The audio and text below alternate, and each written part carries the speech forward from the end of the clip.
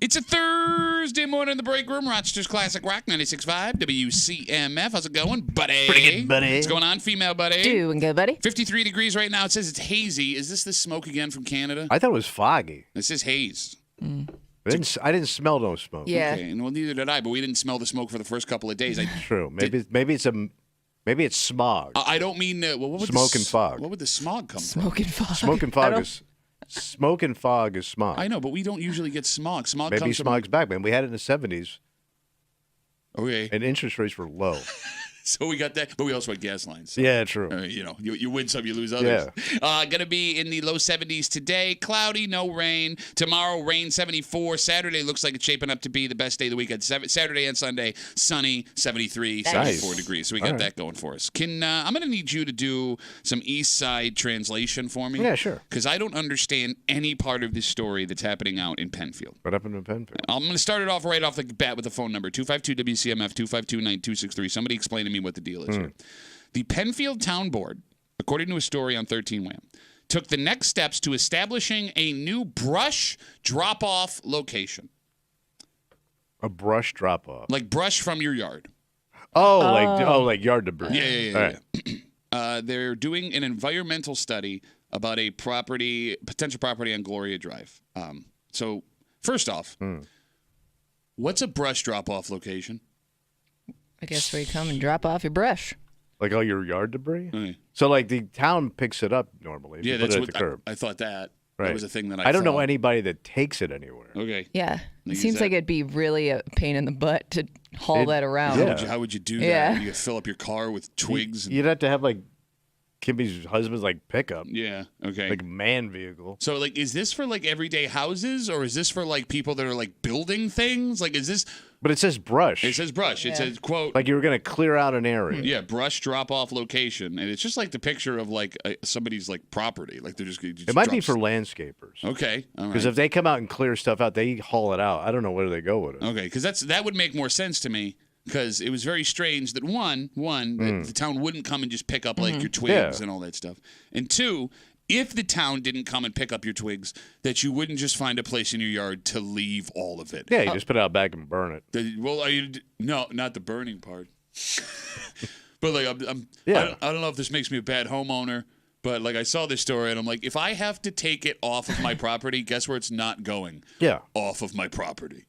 I'm not doing anything but leaving it in a spot. I'll just rake it up into a pile, and that's where it lives now. All right. Is that fair? Yeah. Would you do the same thing? Yeah, I'm not hauling it anywhere. Even no. even Mr. Landscaper Tommy Muley. Well, you're at least you're probably throwing it away. I've always been lucky that I've always lived behind. I always had woods behind the house. Oh, you just so throw I always it over just there. put it back there.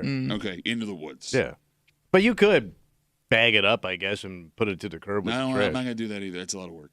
It is. Like, here's the thing. And the bags always rip.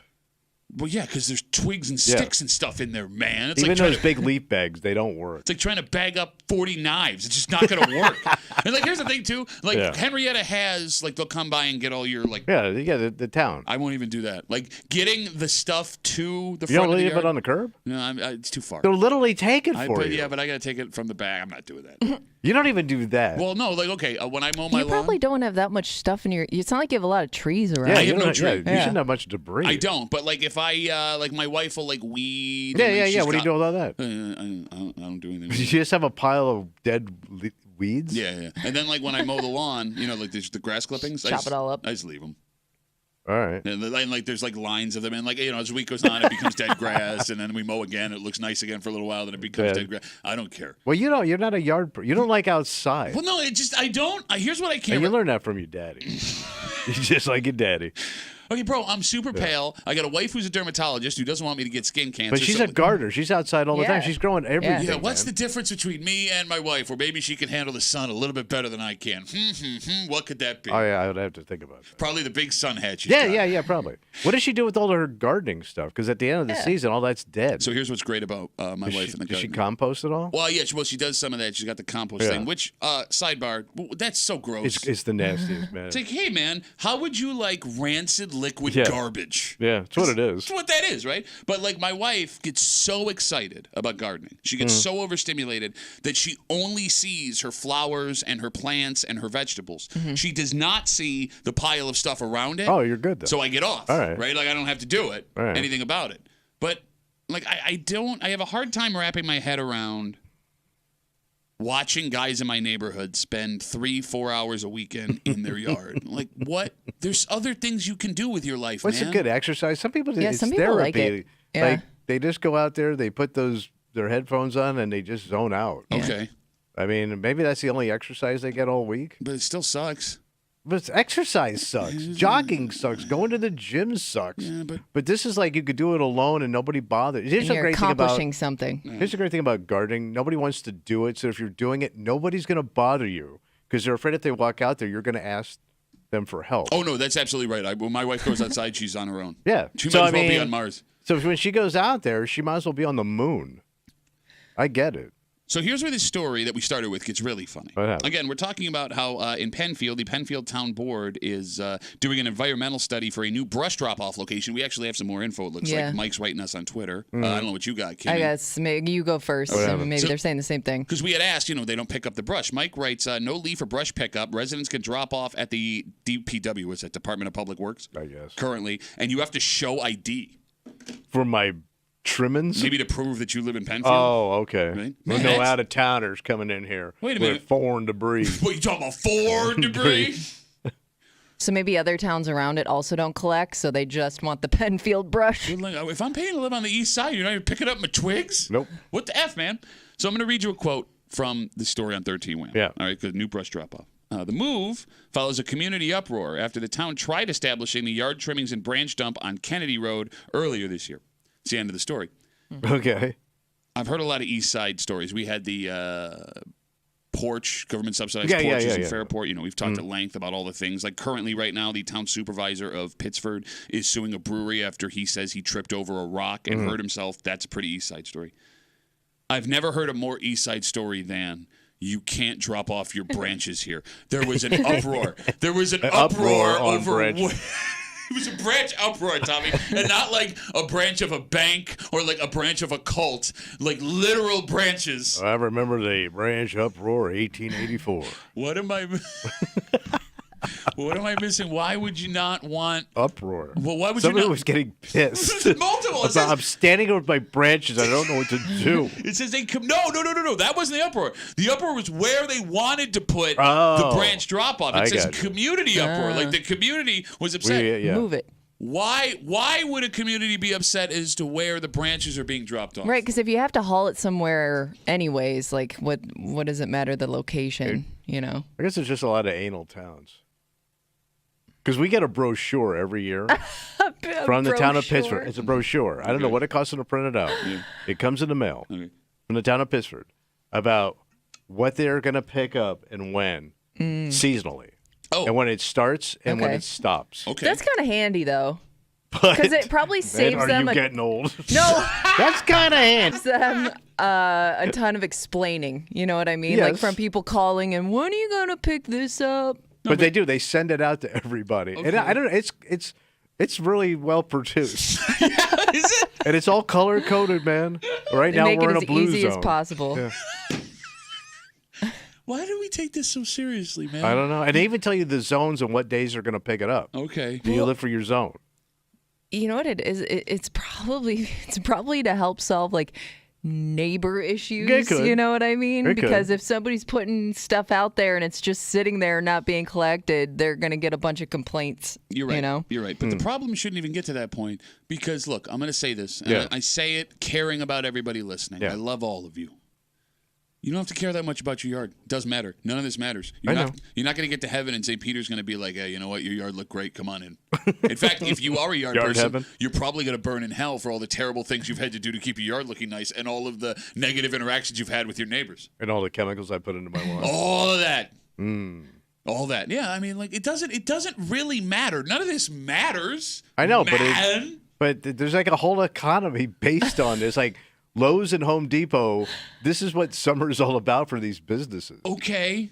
Well, yeah, let's keep the billionaires and businessmen. Look, I got to mow my lawn because this guy's not going to get a 15th yacht. Shut up. This is so stupid. But people take pride in how their house looks. I don't think they do. I think that they do it because they feel obligated to do it because their neighbor's doing it. No, you don't have like some satisfaction when you complete an outside project. I've never had that in my life. I don't know. I don't think I Who raised him? I know, but hole in the roof. Busted ass vehicles. It was like southern Arkansas in their house. I'm right here, man. I know, but listen, I only know these stories because they fell out of your face. No, I'm just saying, like, it's not like you grew up. You thought it was Slipshot. My house is not falling. Officer Slipshot. My house is not falling apart. Let's not talk about that time that he was on that pond with his gun out. Yeah. Slipshot. Like every year I do a deep clean of my garage. And my garage looks great. Yeah. Doesn't it feel good? No, when I'm done and I stand and I look at it, I go, that took me 6 hours and this sucks. I never have like this feeling of like it's like such a relief when I do stuff like that. I like it all just like knocked out. You clean. You're weirdos. And then you see it later and you're like, we're weirdos. Like I said, there's stores dedicated to our weirdness. Yeah, because they have the stores because you guys are psychos. That's what they should call it, home weirdness. They should call it that. But I think one of those just opened in Pittsford. Oh, yeah. And your wife wants to go for a discount painting. No, man, like... it's funny, like, as we grow up, we're told as kids, right? Like, one day it's not going to matter what those kids think about you or what they say behind your back. You're going to grow up and you're going to be an adult. You're going to be mature, right? And then it just turns out for the rest of our lives, it's middle school in our neighborhood because did you see what Dave did with his yard? He doesn't do a damn thing. He's not mowing his lawn. I mowed my lawn. It took him 3 days after I mowed my lawn. It looks like hell. It looks like hell. Full of weeds. You know what he's doing with his branches? Yeah. Nothing. That's what he's doing. He's doing nothing with his branches. He's not taking it down to Gloria Drive in Penfield where you have to drop off all your stuff. 252-WCMF, 252-9263. We're talking about this story. It's what started this in Penfield. Turns out they don't pick up your brush. What? Twigs, and they're looking for a new drop-off location out in Penfield. That move, according to 13 WAMP, comes after the community was in an uproar after they tried to put the branch dump on Kenny Road earlier this year, not Gloria, Gloria Road. 252-WCMF. Scotty's on CMF. Hey, Scotty, what's up, buddy? Yeah, I live next to a guy who actually gets upset if you don't stay on the same mowing schedule as he does. Okay, so what? How much time do you have after he mows for you to get your mow in? I mean, this guy's a 65-year-old retired guy. All he has to do is worry about his lawn. So, and the neighbor on his other side, same thing. If he doesn't stay on the schedule, gets all upset. Okay. Hey, So like after you see him mow, how long do you have before he gets upset?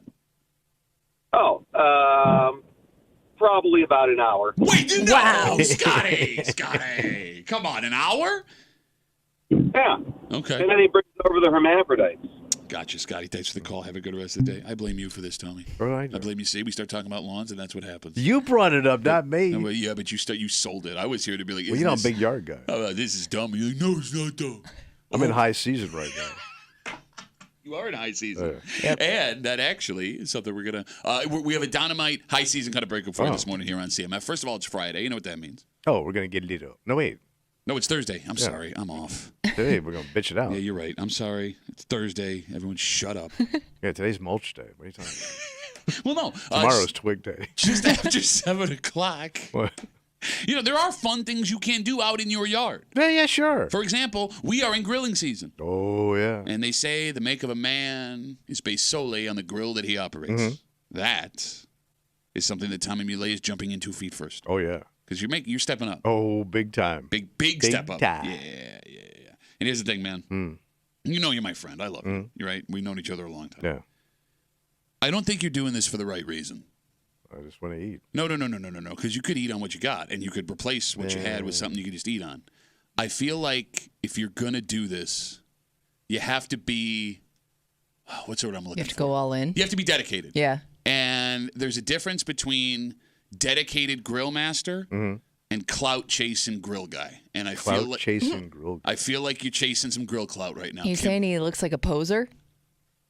What? Okay. Here's what I'm going to say. This might be too much grill for you. No such thing. No, I don't think you can handle this. I've already checked in with some grill masters. Oh, have you? Southern grill guy. Really? Oh, yeah. We'll get to it because Tommy made a big new purchase that he's all excited about. He's been running his mouth about in every commercial break, trying to make everyone else in the room jealous. I'll tell you what it is, just after 7 o'clock here in the break room on CMF, plus a whole bunch more. But first, Tommy, maybe you don't want to grill. Well, what do you want to do? Well, maybe you want the deliciousness of some barbecue without going out. Or without doing it yourself. I got some good news. Ooh, new joint? No, not a new joint, a joint that we've known for a long time. It turns out that there is one barbecue restaurant in the state of New York that made the top 100 in America, and it is in our backyard. Really? And what makes this most interesting is this location is not the original location. And technically, this is not a Rochester business, but ours is the best. Damn. And we'll get into it next here in the break room on 96.5 WCMF.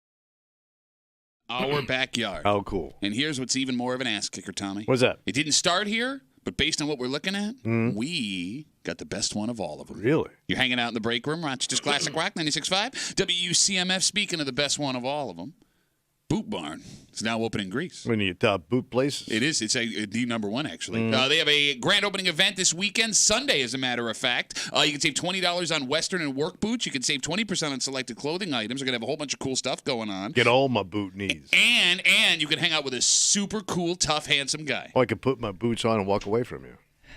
I'll be hanging out at Boot Barn in Greece from 12 to 2, noon to 2. On Sunday, the Boot Barn offers the broadest selection. Leather-working cowboy boots, durable and comfortable jeans, clothing, workwear, and Western fashion. A little bit of Macho Man Randy Savage there. Is that what that is? Open now in Greece off West Ridge Road in the Compton Square Shopping Center. Oh, yeah. Come on out to Boot Bar. We'll see you Sunday from noon to 2 here in the break room on CMF. Just after 6:45, this local police department has a new tip on how to keep you safe from crime. Great. It's actually very easy. So why is nobody doing it? Just after 6:45 here in the break room on CMF. Yelp published a list of the top 100 barbecue spots in the United States this week. Wow. And only one, from the state of New York made the list. Well, you don't think of barbecue in New York, though. Well, it's interesting you say that because apparently we have the one spot in New York you think of barbecue for. Wow. Dinosaur Barbecue on Court Street, squeaked in at number 96 in America. Damn, just got it in there. Yep. Top 100. That's right. And although it's barely in there nationally, it is still pretty impressive for any barbecue joint in the state of New York to make a national barbecue Yeah, list. think of what you're up against in the South and the Midwest. Exactly. There are, 10 states that are known just for their barbecue, right? And here's where it gets really interesting. What's that? As much as we know and love Dinosaur Barbecue, it's technically not a Rochester business. Right. It started in Syracuse in 1988. They opened up here a decade later, and since then, they've expanded to 6 places, Buffalo, Harlem, Brooklyn being some of the others, right? But our location here in Rochester was the only one to make this list. Damn. Interesting. According to reviews on Yelp, our Dinosaur Barbecue, the one in Rochester, is not only the best one in New York State, it is the best of all the Dinosaur barbecues. Number one, baby. You take pride? What's that? You taking pride in that? Well, yeah, why wouldn't you? It's the Wegmans of barbecue. Well, what do you mean it's a Wegmans of barbecue? What do you mean by that? It's number one. Well, okay, but it is kind of also the Wegmans of barbecue based on what's happening here. What do you mean? Well, Wegmans started in Rochester, and they got a really nice Wegmans over in Pittsford, right? But it would be a falsehood to say that that's the best Wegmans in America now. Oh, true. In fact, it may not even be a top 10 Wegmans in America anymore. No, because it's old. Right? Like there's ones in Virginia and Massachusetts and down in the Carolinas. Sell booze. And they're bigger and they're newer. Those ones They're in New York City, those are gorgeous, right? Wegmans is ours, but we don't have access to the best Wegmans. True. Dinosaur Barbecue belongs to Syracuse, but according to this, they don't have access to the best Dinosaur. So all right. Does that mean Dinosaur is more a Rochester place now than it is a Syracuse place? No? I don't know. I don't know. I think if I lived in Syracuse, I would still claim it as ours. Okay. You know, All right. it started here. It's ours. Okay. But can't you make the argument the place with the best one? I mean, it's theirs? Yeah, it's still,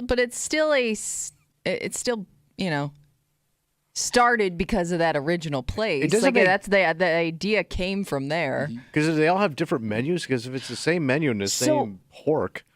Well, you bring that up. I remember my brother was living in Buffalo when the one in Buffalo opened, and he said that maybe it's changed since then, but he said at the time they had a slightly different menu. Like they had a scaled down menu. Oh. 252 WCMF, is it different based on which Dinosaur Barbecue you go to? It must. It could also just be based on the chefs that are there. I mean, even like chain restaurants, depending on who's cooking, sometimes it can be better than others.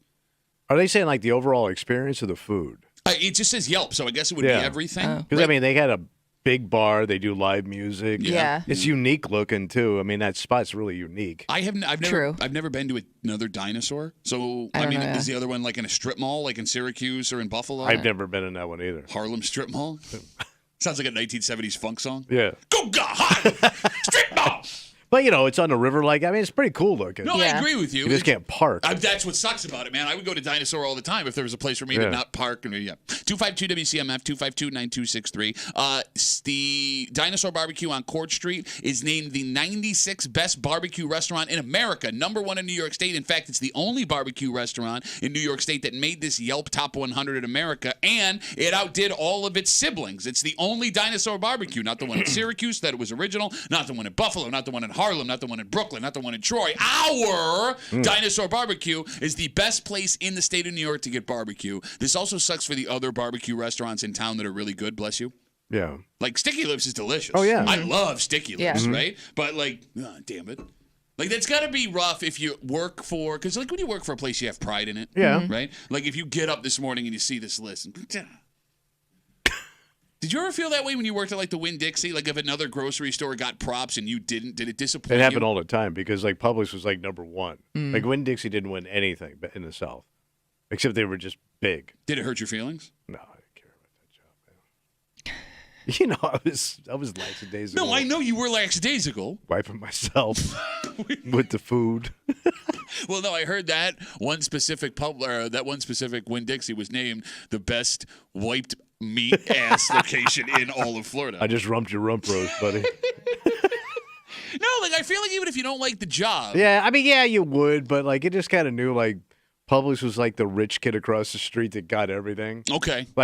It was the kid that his dad bought him a really cool go-kart. Yeah. And your dad goes, well, we can make one. And it looks like something from the Little Rascals going down the street. Why do we take pride in jobs that we don't even like? I don't know. It's just I think it's got to be a team mentality, competitive thing. Yeah, but you do it with towns and everything else, but right? Here's the thing about because to your point, you want to crap on the place you live, but when it comes to talking about it being better than somewhere else, well, no, my town's the best. And that's fine, that's fine. But Tommy actively was stealing and not doing his best work at this place, and then when they didn't come in number one, be like, what the hell, man? Well, I'm doing all I can. What are we doing here? 252 WCMF 252-9263. People making an argument now that our dinosaur is the best dinosaur in the world. Okay. Barber's on CMF. Hey, Barber, how are you, buddy? Morning, guys.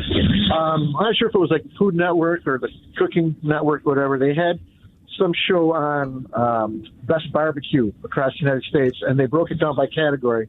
And the judges or the people who did the ratings were either Michelin star chefs or celebrity guys like Guy Fieri, Bobby Flay, Gordon Ramsay. Those big heavy hitters. Well, even got the dinosaur tire company. And our dinosaur ranked top 10 for best barbecue chicken. There you go. Oh, and chicken. That's just a chicken. Across the country. Yeah. Okay, here's the thing. Here's what's disappointing. I don't go out for barbecue chicken. I'm with you. If I'm going out for barbecue, chicken is the last thing I'm getting. Ribs, pork, pulled pork. Yeah. I can get chicken anywhere, man. I'm with you. That's just sauce on top of some chicken. Does anybody go to Dinosaur for the chicken? I think I've had the chicken it's on the menu, and I've had the chicken that you get from catering, and the catering chicken is way superior. Wait, it's a catered chicken. Barber, thanks for the call, buddy. Have a good rest of the Licensed with the state. That's catered chicken, son. No, I'm with you 100%. Ribs are hard to do at home. I don't make ribs at home. Well, it's going to. When's the last time you made ribs at home, man? 2 years ago, 3 years ago. It's a pain in the ass. That's what I mean. It's labor intensive, and it's not going to be as good as what you're going to get out. Same with the pulled pork, all that stuff. Yeah, when I go to a barbecue joint, I want to get something that I can't get. Yeah. The only time you get barbecue chicken is when you're out at a place. It's it's a barbecue chicken fundraiser, and it's all I can get. Should I try the chicken next time? No, never waste your time on chicken. Well, if it's a top 10. You can get chicken all the time at home, man. Yeah, but sometimes you get the combo meals and maybe there's chicken included, so that would be the time to try it. Well, you sound like my mom. We got chicken at home. We're not getting outside chicken. We have chicken in the fridge at home, and we'll go home and eat that chicken. When I go out, it's seafood #1, okay, and then anything else I don't normally eat at the house. Chicken and stuff like that, no. Are you an outside chicken eater, Kimmy? What do you mean by because it's cooked outside? No, I'm saying if chicken you're going outside out. your house. Oh, sometimes, yeah. And fried chicken doesn't count because that's hard to do at home too. Yeah, that's a different chicken. Yeah. We're bringing down the levels of chicken. Yes. But there's other things that are hard to do. Making a turkey at home is really hard. Yeah. You wouldn't order turkey on the menu. No. But that's labor intensive. Mm.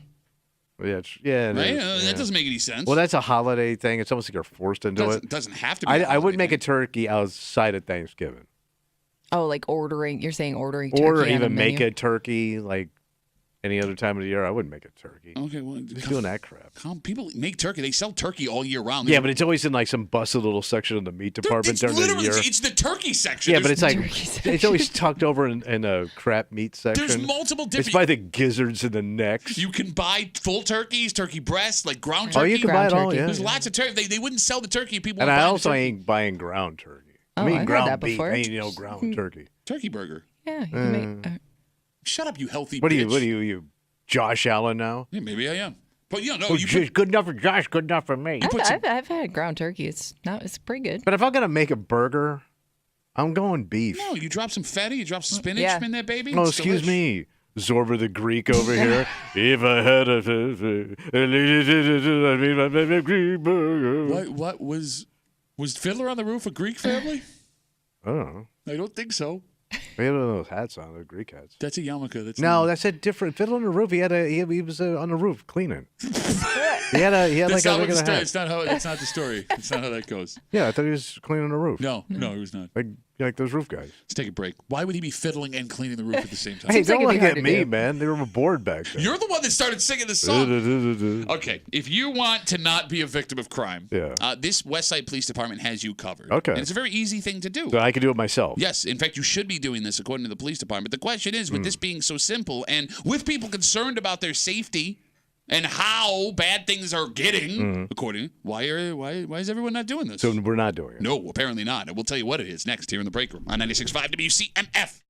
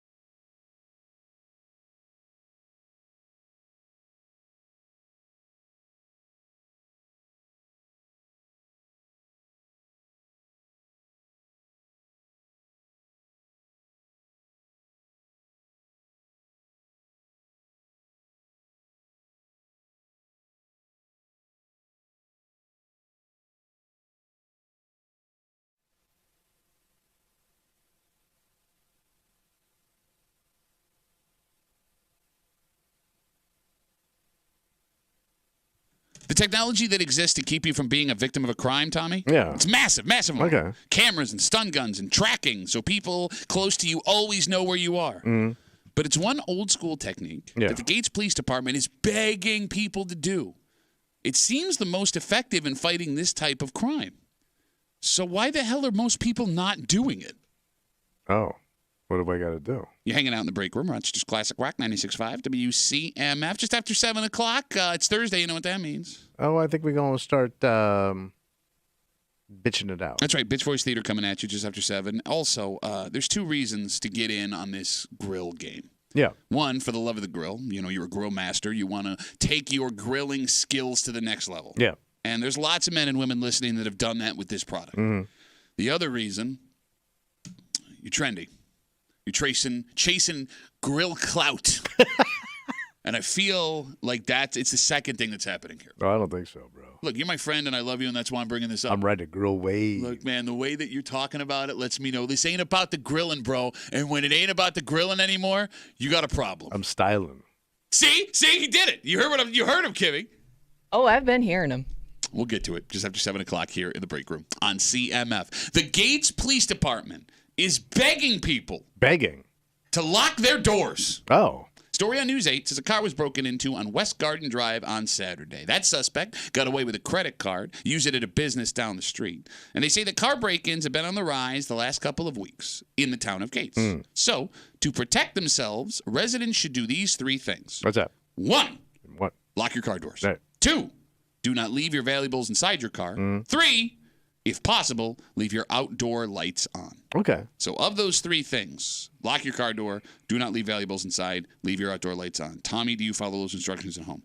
I think pretty much. So you lock your car doors? Well, the car's in the garage. They get a grand. So the car's not locked inside the garage. So you don't lock your car doors? No, but the garage is closed. But if they got into the garage? Yeah. If they got into the garage, they could get the car. Okay. But the garage is locked. Okay, but there's a window in the garage? Oh, yeah. Yeah. So There's a they door. They could just like and get in that way? They could and get my car. Okay, gotcha. And then then they drive out. Okay, do you have valuables inside your car? No. No, you don't have that. And do you leave your outdoor lights on? Yes. Does that annoy your neighbors? That would drive me nuts. Why?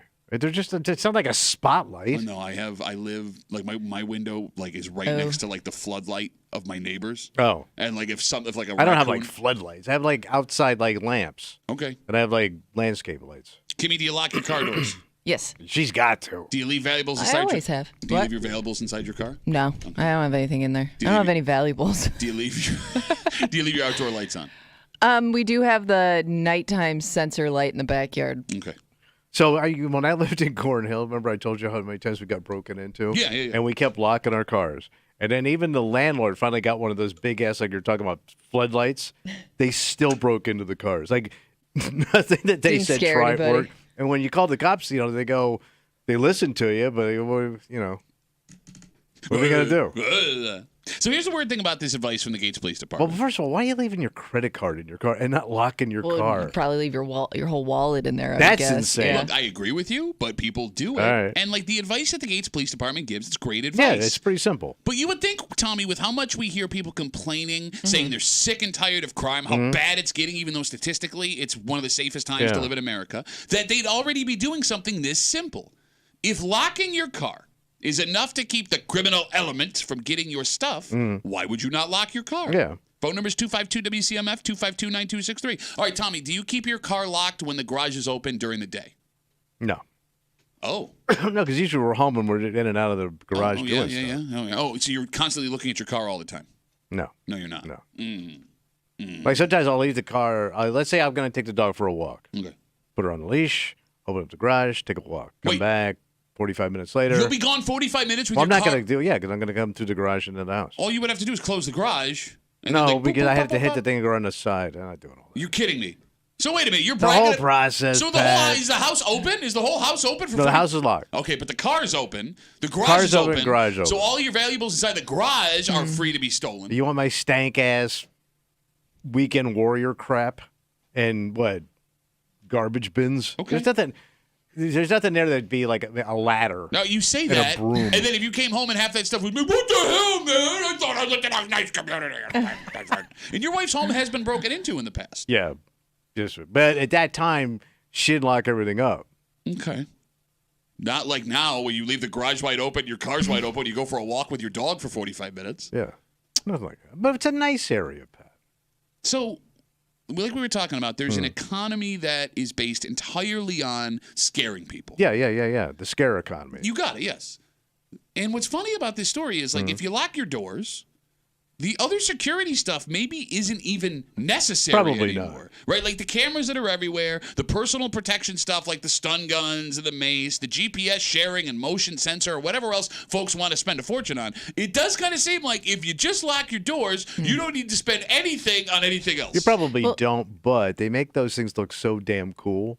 Like when you see the guy in the polo shirt and the burglar's mask coming up to your driveway and you're sitting at the barber shop and you go, "Hey!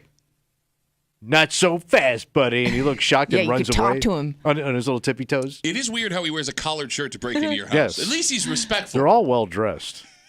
You were going to say, Kimmy, I'm sorry? Well, just because of where they whine and I get sent all these neighborhood posts. So I'm always following like the neighborhood apps and then people always post like, somebody checking their car doors, like videos of it. And to your point, like you even see the light come on. The person is totally unfazed by that sensor light and the fact that there's a camera staring them in the face. They're still checking that car door. Because I'm assuming. I mean, I don't know how maybe that helps catch them later on. I don't know.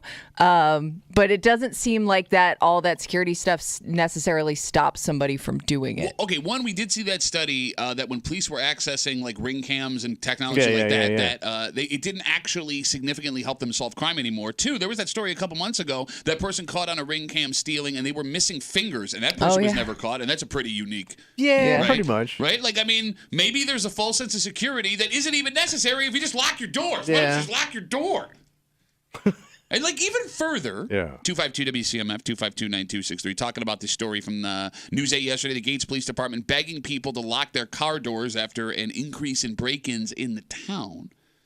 Like, it seems like everybody has cameras now. Yeah, because they're so damn cheap. Okay, so like if everybody in your neighborhood has them, you don't even need to spend the money because somebody else's camera is going to catch what happened on your property. All right, so if you're late to the camera game, don't even bother. All right, let me ask you a question. Yeah. 252 WCMF 252-9263. You've got the cameras at home. You've got an extensive camera. You're like Batman camera. Yeah. Sitting in your cave with Alfred over your shoulder, Yeah, looking Alfred. at the 50 different angles. Kimmy, do you have cameras at your house? We have one, yeah. One camera, okay. Let's say your neighbor's house gets broken into, and they were too cheap to go out and buy cameras. Yeah. And they come across the street and they ask for your camera footage. Would you give it to them? We've had this happen. Not because somebody broke in, but they wanted to, I don't know, they were asking like if we saw something that happened in their yard. But the problem is ours only picks up, like it only records what happens right in front of it. I see. You know? So like even if we wanted to give them that footage, we don't have anything to show them. What's up? Too cheap to buy a camera across the street. Yeah. They have their house broken into. Now they want your camera footage. You give it up? Yeah. No problem? Yeah. Because you're spending, I know, like it's not, you spend not only for the cameras. Tighten me up with 100 or a gift card. Charge him for the camera footage? $100? Because I'm guessing like I live in an extremely old neighborhood. Yeah. I don't think there's a lot of cameras in our neighborhood. Okay. Just based on the people that live there. You know what I mean? Yeah. So just to be clear, you leave your garage open and don't lock your car for 45 minutes when you walk the dog, and then you follow that up with, I don't think there's a lot of cameras in my I neighborhood. don't think there is. Why don't you What just if- put a big bow on the top of your car with a big sign that says free stuff inside when you leave? But here's the thing, man. I live on Nosy Lane. So everybody's, they don't even need cameras. Either the old ladies, the widows are either out in their yard or the old men are peeking out the bay windows. I mean, I have live footage all the time. All I need is a sketch artist to complete the picture. It is amazing to me how people like you constantly overestimate how easy it is for you to be a victim of a crime. Underestimate how easy it is for you to be a I'm victim cozy. of a crime. I'm Again, comfortable. One, your wife's home has already been broken into. But Two, that's back when things were going bad. Two, there's criminals in every town. Like, Yeah, but- it only happens over here. Right down the street, there was a shooting at a Wegmans. I don't know if you heard about that. Yeah, but that was justified. Like they were like arguing. What are you talking? Justified? It was justified? I don't know, man. No, you don't know. It just looked like when I saw that shooting, I go, that kind of makes sense. Yeah, no, it makes perfect But you know what I'm sense. saying? No, Like, I'm yeah, just I'm not saying. pissed off. It was like I'm a pissed off shooting. 252 WCMF 252-9263. Let's talk to Chris. Hey, Chris, how are you, buddy? Hey, doing good. How you guys doing this morning? Good, man. What do you got? Hey, so I just wanted to comment on your camera thing as far as crime. Cameras don't stop crime; they just record it. Oh, they don't stop it? No, not always. You just record what happened. Like you said, I mean, Maybe I'm pointing you it might wrong. catch the person. Chris, do you have cameras at your house? I have one. Yeah, wait, so look, Chris, I agree with what you're saying. I also have the cameras. But we are very hypocritical, right? But cameras don't stop this stuff from happening. Well, I want to know who's on my front porch. I have a camera, though. But, like, why do we have it, Chris, if it's not there to, like, catch people doing bad things? Well, you're going to see what happened.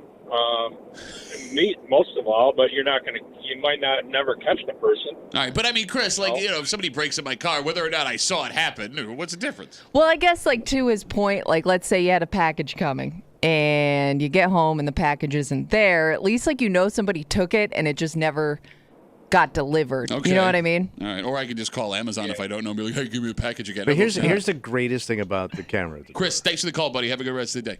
And it has nothing to do with security or what's going on in the neighborhood. If somebody knocks on the door, I want to see who's there before I pretend I'm home or not. Okay, that's fair. what I love it for. Yeah. Because in Yeah. the old days, it was that crapshoot, right? Could be that neighbor you don't want to talk to. Could be the RG&E guy coming to read the meter. Yeah. I want to know. No, that's a fair statement. But you don't have it for that reason. No, but that's what I love about it. Because that's the only actual function it does for me, if you want to be honest. Yeah.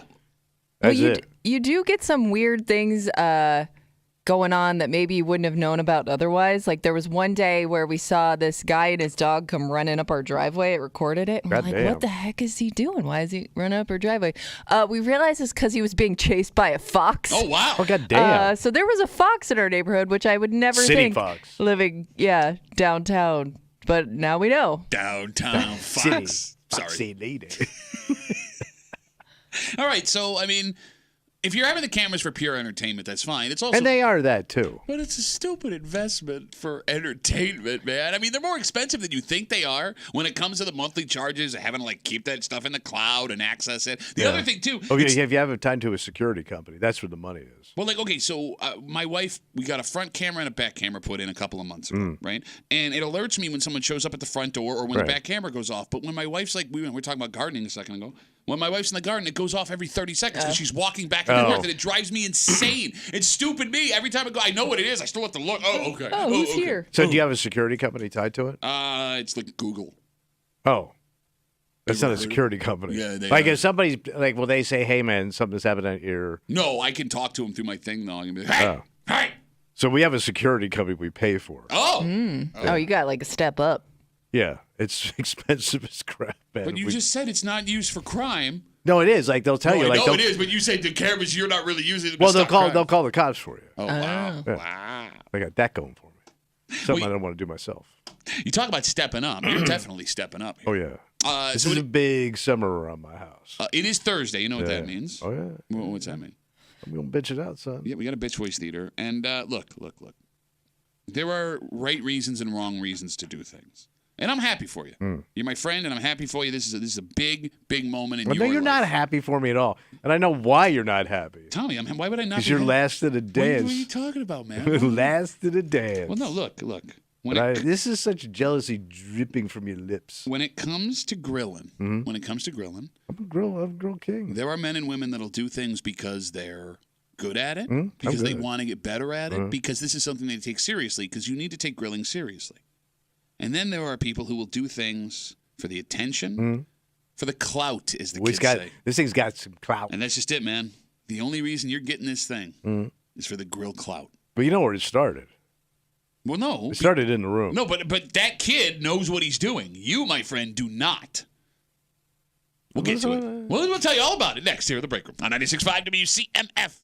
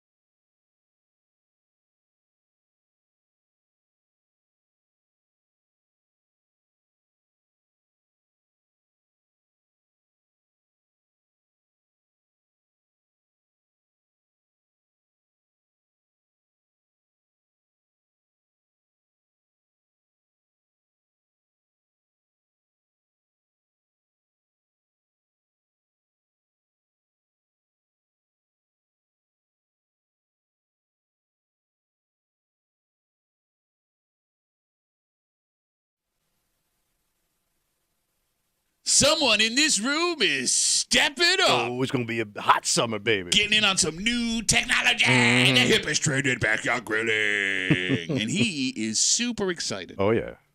These things have rave reviews. Everybody wants Number them. one. Yeah. But do people want them because they're better? Or do people want them because they're chasing something? What are they chasing? Chasing maybe admiration, respect they don't get, trying to look like a man. Maybe they're chasing some grill glory. You hanging out in the break room. It's just Classic Rock 96.5 WCMF. We'll get to that in just a second, but it is Thursday. When you want to hurt someone in this room, you can't call them short or stupid or say that their bosoms in that sweater look very perky today. Perky old bosoms.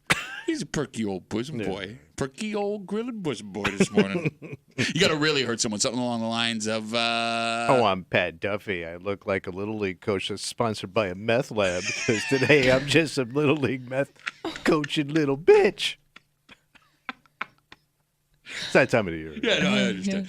Kids are getting ready. Take all your bitch voices back for you. We call it Bitch Voice Theater happens now on CMF. The Break Room now presents Bitch Voice Theater, starring Thomas Muley and accompanied by Patrick Duffy. Mom. Oh, that's not true. No, it is, because you always make fun of my little outfit. Tommy's got little pockets. Tommy's little bitch pockets. He doesn't have any money all the time. Lives in his wife's house. Doesn't make any money. Hasn't had a raise in 30 years. Where am I getting my money You from? got a bitch according voice you? to try and distract from the actual point? Right. I get that all winter Oh, with no. your mouth. I got a Canadian mouth right across from me. Oh, that is sorry. And I don't want to be Listen stuck to it. inside because I'm afraid to breathe all the rich, smoky Canadian air outside because I'm scared to have my lungs. And we don't know, Pat's mouth has been full of Canadian wood. Lines I'm of, Pat Duffy. I'm going to move into the house and be nice to Grandma. I'm going to take her to all her appointments because I don't have $50,000. So I'm going to be hugging on her grandma, little bitch. No, Because my Netflix is like $17 almost. Well, it's that. Ooh. Hey, I got it. No big deal. I love to do my veggie garden, but I actually donate most of the veggies. I just like to do it. I don't Ooh, know. I donate my crappy zucchini. On the break room, we're all going to start dressing like Tommy now. We're all going to be gray buddies, but it's pissing us off because we're all wearing gray. Because we're just gray wearing little bitches. So you would do a line with him and go back to work, Billy? I never said that. Ah, what's wrong? never You scared? said Well, if you die, you're not going to get insurance, so... And that concludes another rendition of Bitch Voice Theater. Big weekend for Tommy. Oh, Yeah. top shelf. Would you like to share with the class what you are getting your hands on this weekend? I've been getting something I've been seeing on TV for a long time, and then a coworker scored one of these. and Yeah. was raving on it. Sure. So I said, I got to go. I got to pull the trigger. What are you getting? Blackstone Grill. Damn, Ooh, Tommy! buddy. Woo! And I stepped up. Oh. I got the middle of the road stepped up grill. Okay. So you're not even. You're above the base. What above base? That's about it. Okay. All right. Well, what makes yours more special than like a base one? Got a hood and like cabinet doors on it. We've got a hooded doors on Yeah, it, man. All right, look. So for those, if you live under a rock and you're not familiar with the Blackstone, it's like the coolest, trendiest grill on the planet. But it looks like an industrial grill like you would see at a diner. It's a flat top. Yeah. Yeah. Right? And everybody who has a Blackstone It's easy. raves about it. Yeah, you're looking forward to that. Easy to clean. Kimmy, how long has your husband had his Blackstone? So he's probably had it about a year now. Yeah, we got it beginning of last summer. And he has nothing but amazing things to say about it. Oh yeah, raves about it. All right. But your husband, he's a grill master. Your He husband does love to grill. Yeah. he was a grill guy before he got the Blackstone. Yep. Okay. And look, everyone that has one will tell you one thing. You're either a Blackstone person or you're lame as hell. Yeah. So look, you're my good friend. And I am really happy for you. And you're jealous. I'm jealous. Oh, What is you jealous? jealous. What is jealous? You jealous. Can I ask you a question? Yeah. Are you getting a Blackstone because it's better than a traditional grill and you feel like you need this to like up your grill game? Well, it is because, up like, in the game. Yeah, because you're a grill master. Or are you getting a Blackstone because you want people to think you're cool for having a Blackstone? I want a Blackstone because I want a Blackstone because I saw it on television. Okay, so you're not even getting it. Yeah, because your old grill wasn't broken, right? No, Like, but there it was nothing a pain wrong in with the it. ass, man. I hate cleaning it. Oh. Like every How- time you have to like break it apart and clean it. How old was your old grill? 7. Okay, all I right, guess all that's right, a all little right. appropriate to Fair. replace it. But I mean, it was still workable. Yeah. But it also started like this metal stuff on the inside started flaking off. I don't know if we're eating that stuff Yeah. or what. Yeah. I don't know if I like how much cancer I'm getting off of this thing. Good, that's a valid point. I But just wanted to switch cancers, I guess. I wanted a good flat top cancer. look, you could have replaced it with a less expensive standard grill, which is really all you need. I don't want grill that for. cleaning, but man. It's all you need And it it don't for. look cool. Okay. It looks cool. All right, the phone number is 252-WCMF, 252-9263. And look, I'm not judging you for chasing grill clout. Because that's what you're doing, as a kid say. You're chasing grill clout. You want people to think that you're like cool grill guy when in fact you are not cool grill. And they got all the hip grill. accessories, too. Oh, they do. You can go pretty It's crazy endless. with all the accessories. I got a fennel flipper. Well, that's just it. But You don't seem like a Blackstone person because you grill sissy stuff. well, I like my fish. You grill fish. I like my shrimp and my scallops. Okay. I like my chicken. You grill a lot of veggies. Skinless chicken. Boneless, skinless chicken. And I like my veggies. Okay, that's what I mean. Like, that, But once in a while, I have a burger no, but like if you or go, a hot dog. you have 2 hot dogs a year. Right, now I can do them. There's no highlight video online with a Blackstone. A guy's like marinating a basket of fennel. That doesn't happen. The Blackstone doesn't seem very you, and I'm happy for you. I'm really Are happy ya? for you. Yeah, no, this is awesome. It just feels like right now you're trying to be something you're not. What if I invite you up for outdoor breakfast? Well, no, because you're making it. It's not going to be good. What are you talking No, about? because it'll be like a grilled honey bunches of oats, you bitch. Hey, you want your special K on the Blackstone? Is that what you want? Bro, this ain't What you. if I make it a pancake? Why you ain't... Yeah, you make me a pancake? Yeah, make it a pancake. No kidding. You I make bro, I'm from the South, man. I make good pancakes. Oh, do you? I get a secret Southern batter I use. No kidding. Yeah. Where can I get some of this secret sauce? Well, it's so funny. I also stepped up. I bought an indoor Blackstone. Where is it? It's in the men's room. Yeah? Yeah. What's this- A little what's this- business. I got into the indoor grilling game this What's year. this new indoor grill pancake business called? It's called Uncle Tommy's Southern Batch Pancakes from my Grill to Your Lips batch sauce. You don't have to try and be something you're not. And you're not Blackstone. I'm guy. so excited, man. It comes Friday. Okay. I was so pissed off I couldn't get it earlier.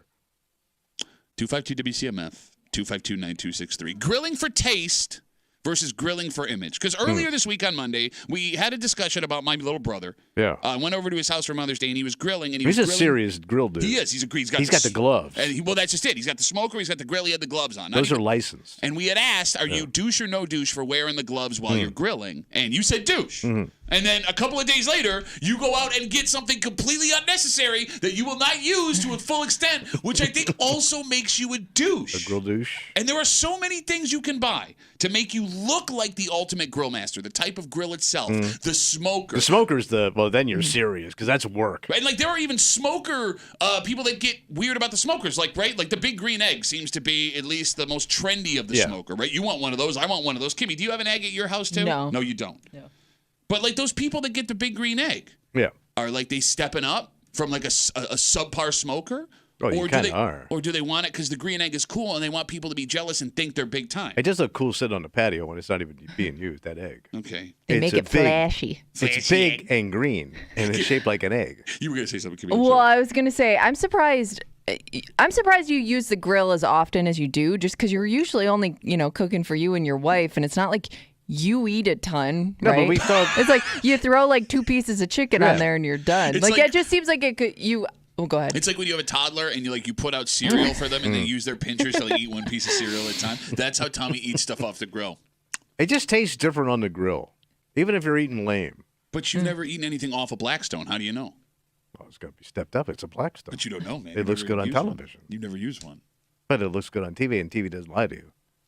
252-WCMF, 252-9263. Tommy is getting a Blackstone this weekend. He's very excited about it. Kimmy's husband was the first one that we know that we got it. And since then, it's been a race, you and I, to try and get one. But here's the thing, man. Like, if I got one, it makes sense. Like, I'm a grill guy. I grill. Like, I know how to grill. You're grilling for a But you family. also don't eat. What are you talking about? I don't eat. I put Sundays. I get after it. Well, I grill on Sundays. You don't even get after it on Sunday. You don't. So let's pray over this cheap meal, my Lord. My Lord. Bro, you're in over your head. God bless this meal we're about to eat today, because it's the only one I'm going to get all week. You're doing it for grill clout, and that makes you a bitch-ass And it's bitch. working, man, because you're pissed. Let's talk to Rod. He's on CMF. Hey, Rod, how are you, buddy? Good. How are you guys? Good, man. What do you got?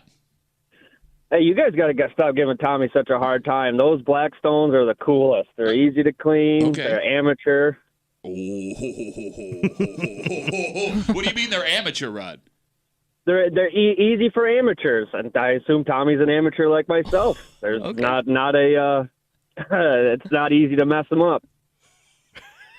He's right, but it's an insult at the same time. Yeah, but Rod's cool though. Is he cool? Tommy, take what you can get. I'm gonna take it, Rod. What you can I'm get. taking it, Rod. It's Thank like you, you're Rod. trying to get laid as a teenager. Whatever comes your way when you get off the school bus at 18, do it. Hey, Pat, you give him such a hard time, somebody's got to boost him up a little There bit. you go. Rod, thanks for the call. You were going to say something, Tommy? No. Yeah, that's what I thought. He called you an amateur while saying, I got to build Tommy up. He's an amateur. You're a loser. Wait, are there guys that look at the Blackstone? I bet you there are. I would assume, people who are really, really into like they'll probably argue like, the traditional grill, you get a better taste off. Well, everybody like a Burkett guy. It's got to be the Kingsford or some wood. Burkett? Yeah, whatever. What did you- Burkett, Chris Burkett, former Buffalo Bills wide receiver. Well, yeah, but he would scream if you did that. there are guys that Quit still wiggling. they'll argue like the charcoal grills are the way to go. That's Right? it. I mean, I like kind of feel that way, yeah. So But that is I don't care, man. That is just dirty, pain in the ass stuff. I mean, it tastes better off a charcoal grill. I want a Blackstone Keep bad. it, man. No way, man. The charcoal, it tastes better. Does it? Okay, bring it sounds that like up. you're gonna get sick off of it. we got a tweet from Sean who said, Blackstone grills are not grills. They serve a purpose, like if you're camping, like cooking breakfast outside. But a charcoal grill is the way to go. Blackstones are the same concept. Brought to you by Nick Tajos. Ooh, you take that?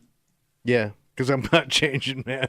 252 WCMF. I'm too in. 252-9263. Tommy's getting a Blackstone this weekend. He's been talking about it in the commercial breaks all week long. Jamie, guess what I'm getting? We got a full play-by-play yesterday where he was going to get it. Yep. He comes back in, recaps it this Yeah. morning when Yeah. it's coming, all this stuff. But look, you're not a grill guy, and this is not like you. And if we feel like you're doing this for clout right now, and that makes you a bitch. I don't care. 252 WCMF. Let's talk to Mike. Hey, Mikey. What's going on, bud? Morning, guys. How you doing? Good. What's up?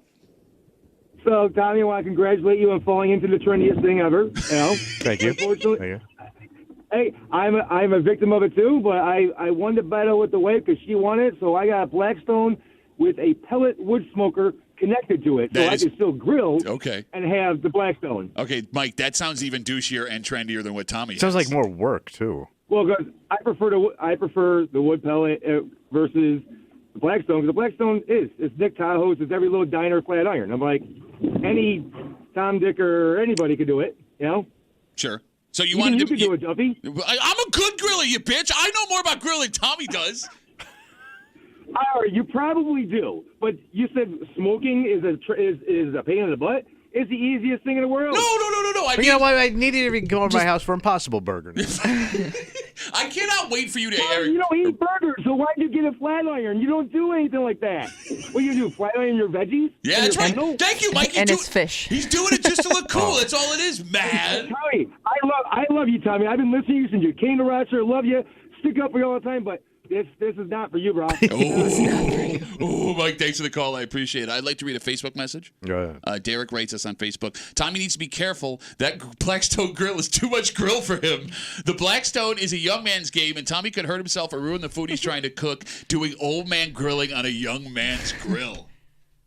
What's that supposed to mean? I don't know. What's young man grilling? Like y'all invented new meat? Look, I mean, Derek and I are on the same page. I said this morning that's too much grill. And I already reached out to a guy that you don't like in the South who's super rich and cool and knows seafood. Okay. And he's already gotten back to you. Oh, he did not write you back. You lie. Got Why you back lie? to Show me. it to me. Show it to me. He's Yeah. No, you ain't got it. He told me I'd be careful. He doesn't want it out. So this is the other reason Tommy wants this. There's a way more successful, popular radio personality that Tommy knows from back in the day that also has one of these and cooks on Well, it. he's like a grill man. He's like South Florida deep sea fishing guy. So like you, and like he fishes, catches, and grills. So like, but here's the thing. Like, I know you did this to like try and impress him a little bit, but you're still gonna look like a hillbilly. Check out my little Blackstone. I got it for $300. I still got a really cool Pretty recipe. cool. You ain't got nothing. Show it to me. He's going to be making one of those like onion volcanoes on it. Yeah, you can.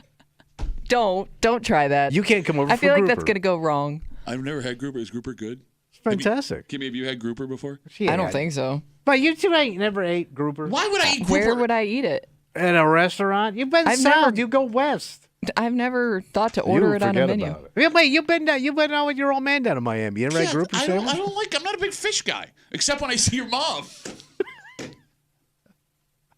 Blackstone that. What?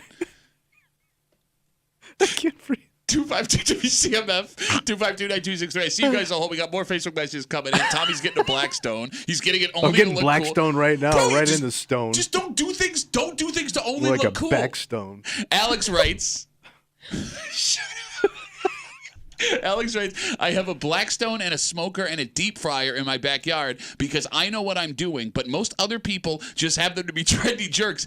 If you're watching a YouTube video before you cook anything, you're not the same, and you're not in the same club as me. Everyone else sucks. I'm awesome. He's got 3 cookers in his backyard. It does sound great, though. Smoker, deep fryer, and a Blackstone. Why would you have a deep fryer outside? To deep fry?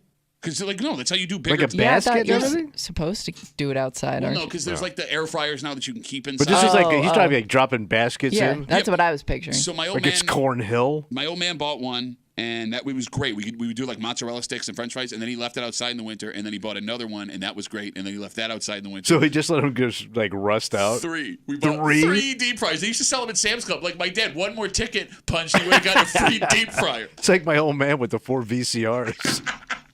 252-WCMF. Let's talk to Eric. Hey, Eric, how are you, buddy? Eric. Hey there. Tommy doesn't know anything about food. He knows less about food than he does firearms, which is disturbing. But why? Okay, he's supposed to be a healthy guy, right? Mm-hmm. He eats raw fennel. But a Blackstone is nothing more than a griddle. You're frying stuff. Ooh. Tommy doesn't fry stuff. Ooh. Uh-oh. Did you not, read the instruction manual? No. I just watched the guy in the commercial. Okay. Eric, do you have a Blackstone? No, I have a different model of the Big Green Egg, a different company, and it is life-changing. I want one of those so bad, too. Life-changing. That thing, I can do anything on my Kamado. Anything. Can it hang up? I'd get one of those right now. I can do a brisket all day, low and slow. It maintains a nice steady temperature. If I want to do steaks, I've gotten that puppy up to 900 degrees. Ooh, you get a great 900 degrees in the shade. Yep. Bro, that sounds delicious, and you know it does too. Now you're just trying to hurt Eric. Eric's dropping knowledge, grilling knowledge in here. Eric knowledge sucks. Why don't you go sit on that egg? Between grilling and frying. He makes a good point, Eric. Thanks Fire for the that call, thing buddy. up to 900 and sit on it. Look, I don't know why you're getting upset. You're getting your I'm Blackstone. getting beat up. Oh, I'm sorry. Well, don't do things to try and look cool. I'm getting grill shame. This is grill bullying. Yeah, it is funny because we started this break. Go ahead. What were you going to say? No, just say he says it's grill bullying when he's been bullying me about me not having a Blackstone for the last 5 days before he even got his stupid Blackstone. I'm still not really sure where people stand on the Blackstone because we started by saying the Blackstone's too much grill for Tommy and are now at the point where no, Blackstone is a bitch grill. Yes. It is possible that people that don't have Blackstones are so jealous they're not trying to call them bitch grills. I don't know. I just want one. It looks like the Cadillac of grills. That's all I can tell you. Oh, yeah? Is that what it looks like? It just looks so cool, man. Okay. Sleep. Well, here's what sucks. Now I insulted you, so you're not going to let me come see your Blackstone. And Kimmy doesn't even have a house. We've never seen where she lives. So Yeah, I'm not you've gonna never get even to taken use- a photo of it. Like your old man standing behind the grill, right? No. With no shirt on. Or sell it for charity. Pat wants to make requests if you do it. It's all right. Shirtless, flexing. He's got him behind If his you're head watching the right live out, stream, yeah. you can see Kimmy's shirtless husband right behind my shoulder. We'll take one more call, 252-WCMF. A man who knows a thing or two about cooking. Who's that? Well, Jeremy. He's on CMF. All Hey, right. Jeremy, he was what's a up, chef. buddy? Yeah. Good morning, Mr. Muley. I'm on your side this morning. First, grouper is fantastic. It's one of the best fish to ever Delish. eat. If you're ever in Florida, get some. Mm-hmm. Second, Muley, it's your money. You spend it how you Thank want. you. It's actually his wife's money, but that's a whole But other thank you argument. anyway. What I don't understand is, I'm still on your side, but I don't understand why you'd buy an appliance that's only going to be for you because it's propane driven, correct? Yeah. Well, your wife doesn't want to be anywhere near a propane grill, and now she's not going to want to be anywhere near a propane griddle. I'm with you. You buy whatever you want and cook whatever you want. It's just you're going to be solely responsible for this thing. Well, yeah, it was like the other grill. She stays inside till it's done. She don't be around when I light it or when I turn it off. When I bring the food over to the table, then she's in. She didn't want nothing to do with the grill. The best part of that story is when your stepson was home and he went out to light it, and she goes, no, let Tommy go do it. I can get another husband. I missed the discussion earlier in the week about grill gloves. But I did, however, see a picture somehow of your brother cooking a bunch of hot dogs for your mom. I mean, that makes perfect sense. All those wieners for your mom. Give me all the wieners, baby.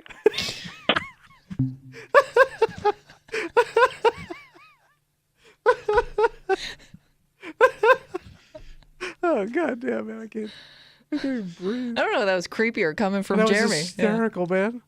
I didn't know he did voices. Me either. Let's take a break. All right. You know we're going to see a lot of Blackstones this season? Where? Orchard Park. Oh, yeah. For tailgating. They make travel ones. Okay, I was just using it as a And transition. they have a case and Just everything. transitioning. And you know what the case says? What does it say? Blackstone. Your Buffalo Bills now have an official NFL schedule for the 2024 season. And here's the thing, man. There is good, there is bad. We laughed, we cried. All right. And it turns out Kimmy's prediction of a massive step back in popularity, Your Majesty, may have been ill-informed. Oh, yeah. We'll get into it next here at the Break Room on 96.5 WCMF.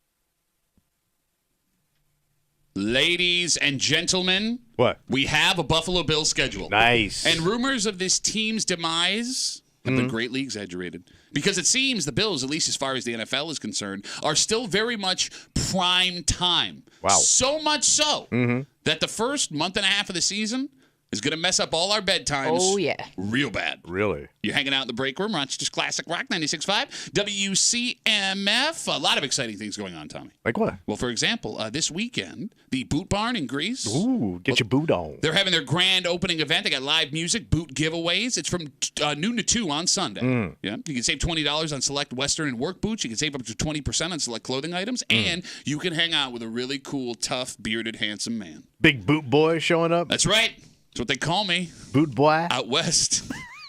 I'll be hanging out at the Boot Barn in Greece for their grand opening event from noon to 2. Boot Barn offers the broadest selection of leatherwork and cowboy boots, durable and comfortable jeans and clothing, workwear and Western fashion. Now open in Greece off West Ridge Road in the Compson Square Shopping Center. Boot Barn. I'll see you there Sunday from noon to 2 with your friends here on CMF. The NFL schedule is out. What we got? Did you watch the schedule release shows last night? I did not. Okay. Kimmy, did you catch any of them? No, I just, once I saw the full schedule was out, I felt like I didn't really need to know anything A lot of else. sneaking. Like people were dropping stuff all day. Yeah. Yeah, that happens every year where they're like leaking the schedule out. Your Buffalo Bills are going to be all over national television early in this season. 4 of the first 6 Bills games are in prime time. Wow. Now, we knew about the Week 2 Thursday night game in Miami that we had yesterday. The week after, the front end of a Monday Night Football doubleheader at home against the Jacksonville Jaguars. So they're the early game. You got it. The week after that, on the road for Sunday Night Football against Baltimore. So it'll be 3 weeks in a row. They are playing primetime football. They get a 1 o'clock home game. And then week 6, they play Monday Night Football in New York against Aaron Rodgers and the Jets. They wrap up their primetime schedule with a Sunday Night Football game in Week 13 at home against the defending NFC champion San Francisco 49ers. Damn. And let's keep in mind, flex options also still exist late in the season. If you look at the last few weeks of the schedule, the Lions game in Detroit and the Jets game at home, depending on playoff situations, are also prime for movement. Let's not forget the Bills last year were scheduled for 6 primetime games. They got 7 because that last game of the season against the Dolphins was flexed into the Sunday night window. Because it mattered. Right? Yeah. I mean, that was for the division. So Kimmy was wrong. I admit that. I wasn't sure if the NFL still believed in the Bills enough to give them that much primetime space, and especially up front. I thought maybe like they'd have some wiggle room for like flex games and things like that later on, depending on how they did. But I was really shocked when I saw the schedule. Well, 2 very smart football experts in the break room made the argument that Josh Allen on his own. He's People want to see Josh. He's a headliner. And then especially, who doesn't want to see that rematch of the Jets on Monday night after what happened to Aaron last time? Well, how about they also open up on Monday Night Football against the 49ers in San Francisco? Oh. The Jets caught a real bad break with their schedule. Real bad. They're playing a ton of primetime games up front, and they're going to London, and that'll affect the Bills. We'll talk about that in just a second. But, Kimmy, your argument yesterday was Stephon Diggs not being there would hurt their primetime. Yeah, and I wasn't sure with not really knowing, who would be on the Bills roster, especially in the wide receiver group, if that would hurt the Bills in their primetime schedule. So last year the Bills had 6 primetime games to start the season. This year it's 5. So it seems, if we're doing math, Tommy, Stephon Diggs is worth a primetime game in Buffalo. Yeah, pretty much. So the most surprising thing about this schedule are the games that aren't in primetime. Like the 4 o'clock games? Well, no, I'm just talking. No, because there's one game we were convinced yesterday would be primetime all over the place against the Houston Texans. Oh yeah. With the drama surrounding the aforementioned Stephon Diggs and the big-time quarterback matchup of Josh Allen and C.J. Stroud, we were sure that would be a nationally televised game. That game isn't even in the 4:25 window. It's a 1 o'clock kickoff in Texas, which is weird because that's a Western time zone. Yeah. Well, Central. But that's a noon game. Yeah. Wow, Also, I am surprised. On top of that, once again, the Bills-Chiefs regular season matchup is not in prime time. When the Chiefs come to Buffalo for the first time in the regular season since the pandemic, that game is a 4:25 start. But that'd be like a CBS game of the week. Yeah, that'll be Nance Romo. Yeah, the one game that everyone wants to watch. Now, Tommy, I am aware that you think all of this schedule stuff is silly. Yeah. What, like the hype leading up to it, or just the schedule in general. Some ill-informed so-called football experts believe that you already know who you're going to play. Where the schedule happens does not matter. Okay, but that's not true. It very much matters. And when it comes to the good and the bad of this Bills schedule, there is both good and bad. Like what? The good, the Bills open the season a Sunday 1 o'clock game at home against the Arizona Cardinals. That's awesome. Which is a weird kind of Yeah, game. no, I know what you mean. Man, to come out with that. Yeah, but, I mean, you have a West Coast team traveling east for a 1 o'clock start in Buffalo. That's a big advantage for the Bills. The Bills do not play a single team coming off their bye, so nobody's going to have that week of extra rest and then see the Bills. They get the Jets coming back from England, which is awesome. They have the Thursday Night Football mini-bye before the Jacksonville primetime game, which is big because you lost to Jacksonville last year. You want that win. And they have 7 Sunday 1 o'clock games, which, Kimmy, we Bills fans love more than anything. I do. Right? Yeah. That's great. The bad. What's the bad? The 4 primetime games in 6 weeks is tough. Yeah. It's a grind. It's going to be a really big test up front, which makes me nervous because just based on the way the Bills started the season last year, I think a lot of people gave up on them early on. And this year it's even tougher. To Kimmy's point, in that first 6 weeks, you run a gauntlet. You have Miami, Baltimore, Houston. Those teams made the playoffs. Baltimore and Houston won their divisions. Jacksonville just missed the playoffs, and they beat the Bills last season, like we just said. And in that first 6 weeks, you have the Jets. Divisional games, no matter who you play, always tough. Not to mention, in that front-end gauntlet, 4 of those 5 games are on the road, including 3 in a row versus Baltimore, Houston, and the Jets. 2 of those in primetime. And Josh usually doesn't get going until the second half of the season. That is not true. Well, you always say, like, it takes time for the offense to, like, click. No. They go on a run at the end of the season. Well, that's kind of what I'm saying. That's when they heat up. There's a difference between playing well and winning 7 games straight. I mean, that's amazing. No, Josh always has good. Shut up. That Jets game, he was terrible. Okay, yeah, it was first. Yeah, it was 1 3 game. picks to the same guy. But who's counting? But they don't have to go overseas. They ain't going to Brazil. No holiday games. Yep, that was huge. Yeah. No All right, Christmas, so you got all no that going for Thanksgiving. it. Yeah, no, I mean that's good. So you pretty much got the same schedules last year, a lot of prime time. I would argue last year's schedule was tougher on the Bills than That's this what I'm saying. one is. This is a better schedule because you're not going overseas. Yeah, I mean it seems pretty much even. The big thing they try and figure out, the deep-headed football fans, extra To days. use. That's you. Days of rest versus the days of rest your opponent has. The Bills have 119 days of rest where their opponents, I think, had 110. So you're in the plus there. Okay. Right? That's a benefit for you. And the bye week is a later bye. It's a week 12, which Sean McDermott loves to get them into playoff mode. But we are shaping up something Kimmy mentioned as we talk about this Bills schedule. 4 primetime games in 4 primetime games in the first 6 weeks, 5 in total with San Francisco coming to Buffalo in week 13. You get that gauntlet up front, and then the schedule seems to, based on last year's records, get easier as the season finishes up, which means it's the by the way, it's the opposite for the Dolphins. The Dolphins' schedule is easy up front; it gets tough at the end. We could have a similar situation where it's a race for the division. But does the Dolphins even matter? It seems like Josh owns the Dolphins. I mean, I think that, but so who cares? I mean, Vegas, I think if they're not even money, has the Dolphins just slightly behind the Bills for the division right now. Right. I think it's dumb, right? But it is what it is. I mean, you get Kansas City, the biggest part of this schedule, and this is huge. The Chiefs game is always massive. Sure. You play Kansas City, you get a bye, then you play San Francisco. So you can kind of regroup after that if you need to. Exactly. But that kid may be on a flu, too. Huh? That rookie kid, Brock Purdy. Is that he's his not name? a rookie. This is his 4th year now. Yeah, but he was kind of a fluke. Wasn't he like the worst guy in the draft? He's been doing well. No, he was played in Iowa. He was Mr. Irrelevant. He was the last pick in the NFL draft. He has taken You his never team. want to count that guy out of anything. I think that guy. Why? Is it because he looks like a kid? He had a fluke run. He's taken his team to an NFC championship, got hurt, would have went to a Super Bowl, and then followed that up by taking his team to a Super Bowl. You could make the argument, was it a fluke maybe that first season, but I don't think it's a fluke. That's a dumb take. That's a really dumb take. Well, let's just stick around. I mean, I'll be here. You'll be here. We're going to find out. All takes are dumb until they happen. Know that. My biggest fear with this schedule, as we're talking about Kansas City by San Francisco, There is nothing worse as a Bills fan than taking a loss going into the bye. And they've done that a couple of times the last few years. That Cardinals game where they lost in heartbreaking fashion. That Eagles game that they lost in heartbreaking fashion. Kansas City before the bye makes me a little bit nervous because to lose a game of that magnitude at home and then have to sit on it for 2 weeks Where before all eyes are on you. Yep, and then you're playing the other team that was in the Super Bowl next year coming up. That would be a rough run. Right. Yeah, you got to hear everybody's opinion after that loss. You know, Bills aren't what they used to be. Well, look, we're going to hear that. I mean, look, again, you look at the first 6 games, right? Like Arizona, it's already a win, right? Done.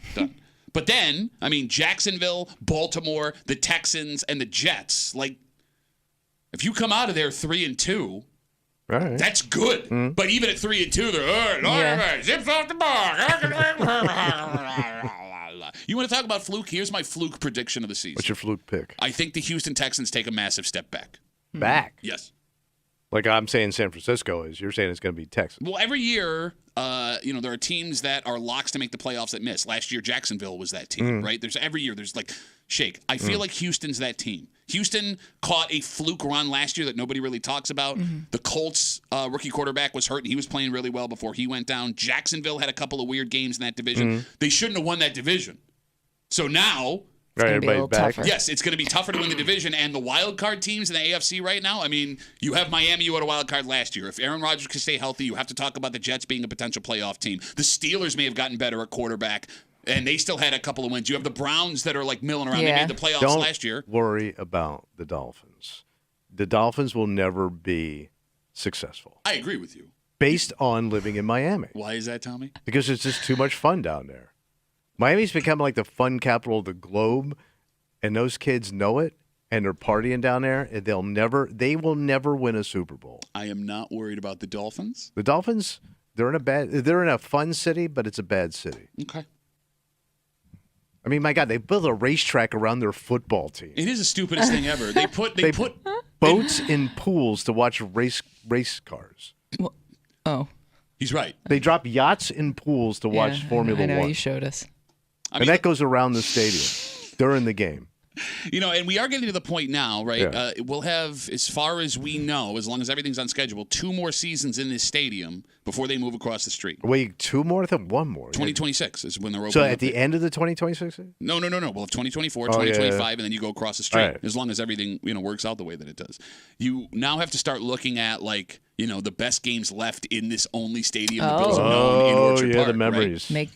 Right? Because for the implosion. Exactly. Like that Jacksonville game is going to be really good. Not only are they supposed to be a good team, but you got Gabe Davis and Mitch Morse coming back. When was the last time Jacksonville was here? Early 60s? No, it was the Jalen Ramsey game. Josh's second season. Okay. Still a while ago. But then the last game ever in the stadium. You got to have that big ceremony and everything, right? I'm going to cry. I don't want this sucks, man. But it'd be weird because you'll have a ceremony. Then if they make the playoffs, then what do you have more ceremonies? Well, that's what happened with That's what happened with New England when they went on that first Super Bowl run with Tom Brady. They were closing that stadium, so they said goodbye. And then they played 2 more playoff games afterwards. Oh, and I've said it before. I'll say it again. I'm getting my seat out of that stadium somehow. But they'll probably sell it to you. I know, but I would rather take a ratchet set because I don't feel like. Yeah, they're going to let you bring tool sets into the stadium, or you can't bring a bottle of water. It happened in Cleveland when they shut it down in '99 or whatever it was, '94. Yeah, but that was pre-everything. You can go on YouTube and watch videos of guys carrying full benches that they unratcheted themselves out of the stadium. It's great. What the hell are you going to do with that? Dude? I know exactly where it's going. I have a spot in my basement where I'm going to screw it to the wall because it's a wall screw. Yeah, but those aren't the seats you've had the whole time, are they? Doesn't matter. They're my seats. Okay. I want them. Right. Shut up and give me my seats. I know. You brought it up. They're going to sell them because you're right. They're going to sell them. Oh yeah, everything's going to be for sale. They're going to take apart that whole place. Yeah. This team, they'll sell all of it. Every NFL team. You're going to get offered a piece of the turf. You're going to get offered the trough. Somebody's going to buy that trough. Who wants the pea trough? I remember when my great-grandpappy and I used to go in the bathroom, and he'd keep an eye on me while I tinkled. Well, that did happen with me. Yeah, so wouldn't you want that tinkle memory with your grandpa? Like my dad would have to tell me, don't pull your pants all the way down so your bare ass is sticking out at the trough. Plus your pants touch the floor. I was a kid. I didn't know. I was wearing my Husky Boy jeans. See, now you want that trough. I kind of, now that I think about it, there might be guys who are that might be a marketable thing. How do you disinfect the trough to sell it? Who wants that job? There's probably a guy that does it. No, they don't disinfect. Yeah, like that Service Pro, like you never even peed. All right, let's take a break. If you have an iPhone, you need to listen up. Well, And that's if everybody. Well, if you've had an iPhone for a long time, It's me. there could be something showing up on your phone What? in the next update. Well, it's something that you thought was gone forever. Gone. And if it shows up unexpected. Is this bad? Well, yeah, because you got a lot of explaining to do and an excuse that is legitimate but may not be believed. What's going to show up? You thought they were gone forever. What? They're back, baby. We'll tell you what it is next here in the break room on 96.5 WCMF.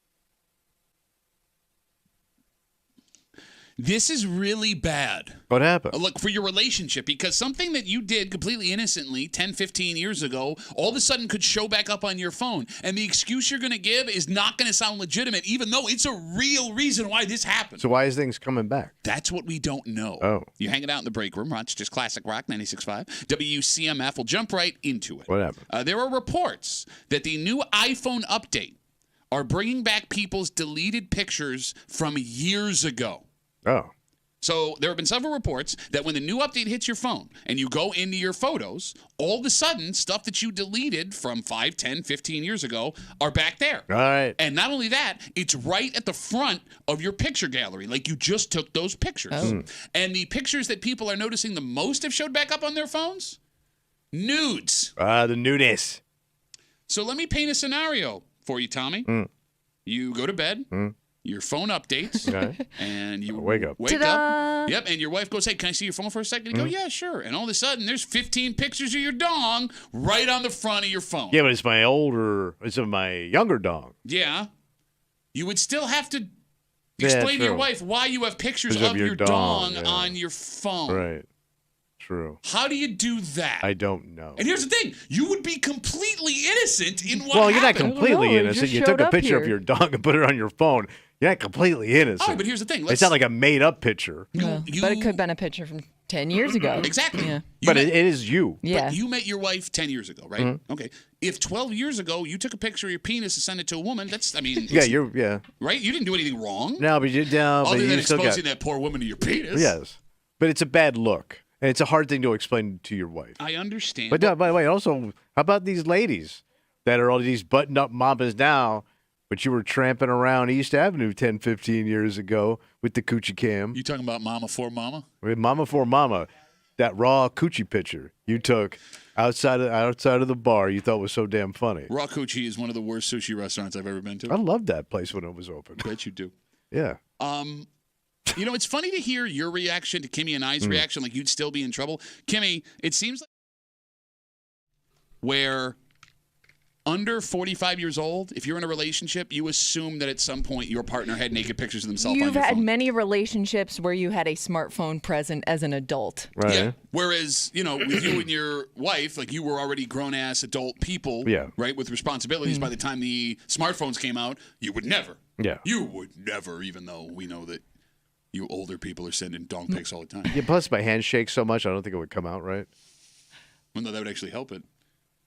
My biggest fear with this would be if you have kids, only because I'm guessing, like with the cloud, a lot of your devices might share the same. Oh. You know what I mean? Like you might all be under the same account or branch or whatever. So if those pictures show back up on your phone, are they also showing back up on like your tablet or computer? But this also seems like bad business for Apple. It is. Like you would think they would try to stop this because people are going to be pissed. Well, so I think they are. They already are. So this started happening a couple of days ago. Apple has not issued a statement. And the thing that is really bothering people, again, if you're just joining us, new Apple iPhone update is causing photos that people thought were deleted from years ago to come back. You could ruin marriages, relationship, businesses. How about just the fact that you thought those pictures were gone forever and they're not? And that's the problem. So the way Apple explained how all of this worked initially was, after a month of deleting something, it's gone forever. That's what they say, yeah. Well, it turns out they're not. And live somewhere for all those years. Exactly. They're being saved in a place where they can probably be in Russia. Some warehouse. It suggests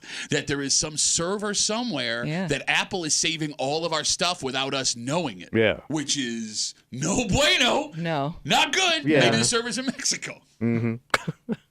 By the way, it's not just pictures. It's also happening with voicemails and text messages, which could even be more problematic than the photos. Yeah. Oh, yeah. Because if all of a sudden a text exchange you had with a man or a woman, from 15 years ago when you were singles there, how do you explain how it's on your phone right now? So the first thing, if you think you've got any problems, you got to go back in and re-delete things. Which is not suspicious at all. No.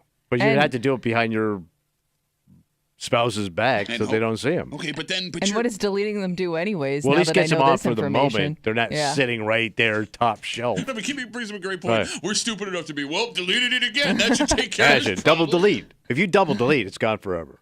252 WCMF. Let's talk to Ben. Hey, Ben, how are you, buddy? Pretty good. How you guys doing? Good, bud. Good to hear from you. Thank God I don't have an iPhone right now. But if you're married, and what about the pictures that you sent to like your old spouses, like people that you dated or were just? That's what we're talking about, Ben. Yeah. What if that pops up and your wife gets a hold of your phone right away in the morning? Dude, yeah, I imagine this is going to end some relationships. He's right, man. Oh, He's yeah, right. He's right. Yeah. You know, the other thing, Pat, I'm going to let you go because I'm getting blowback in my ear here, but thanks. Have a good rest of the day. The other thing when I'm thinking of, we're thinking about nudes that you've taken because they were in your photo thing. Look, if guys do one thing when they get a naked picture, they save it. Yeah. Right? And that would save in your photos. So it's possible it's not just your nude showing up on the phone either. It's every nude you ever saved from every woman that ever sent you one. Yeah, Same thing goes for you ladies, right? If you were saving naked dudes, that could be back on your phone. So any picture you sent to anybody. Or sent to you that you saved. Here they come. Think of people that...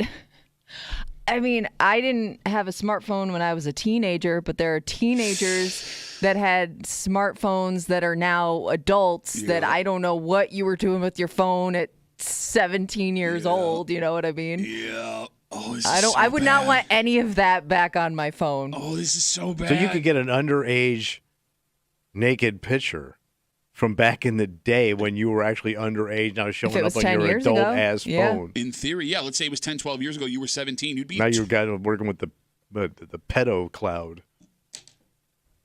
Because you could get busted. Couldn't you? I mean, I don't know what the law... I mean, because... I don't know, because that person's older, too. I don't know what the law would Hey, be. there's still a naked child on your phone. We're in uncharted territory here. Yeah. Because you got rid of it, but it's back, but you didn't want it to be back. I don't know. I don't know at all. Like, this is, and here's the funniest part, right? Like, there is a massive lesson for all of us. But we're not going to learn it. Exactly. Like, the lesson here is never take a picture you don't want to live on forever, right? But you're right. Like, 2 weeks from now, we're going to forget about this and keep doing what everyone was doing all the time. And not to mention, you say this to a kid. Kid's not going to listen to you. They don't care anyway, right? No. And when I say kid, I mean like 18 to 23-year-old person. Yeah. Kimmy, I mean, look. I do wonder, like, growing up with this, if, like, you just don't even, it doesn't even phase you anymore. But it will phase you in the long run. I don't know. But if you this was just the way it was since you were a kid and then as an adult. I don't know. Maybe you're a little bit more open to the idea of these things being on your phone. But you may be open, but is your spouse, is your job, is the business you built all open to whatever that shows up 10 years later? And Kimmy, think about this. Like, if you sent a naked picture of yourself to someone you were talking to, dating 10 years ago, and they saved it, it could be back on their phone again. Yeah. So you don't even have control of that. You're right. You don't have control of it, but once you send it, you don't have control of it because they could have kept it there for all those years anyways, right? Yeah, I mean, who knows? I guess you're right. Look, we do a show where we're super exposed, right? We're wide open with everybody about everything. So we usually are pretty like, whatever, no big deal. It's out in the open. I don't care about my naked body being out. Yeah. Right. But I think it would have a massive negative effect on my life. Oh, yeah. You know what I'm saying? Like, even I, Mr. Look what an idiot I am with everything that I do and family secrets and everything. I would have a problem with my penis from 10 years ago. Because you had to explain it to other people. Exactly. Or, before I met my wife. Do you think, though, there are some people that would get, like, let's say an old nude of you popped back up on your phone, like, damn, I looked good. Oh, good question. Because if it was from a decade ago and your body's changed since then, you might actually appreciate getting that nude as a reminder of what you used to look like. Oh, man, we still got those old radio ones. Do you have those? We did. Those have got to exist somewhere. You're the only one that took pictures, you freaking weirdo. So...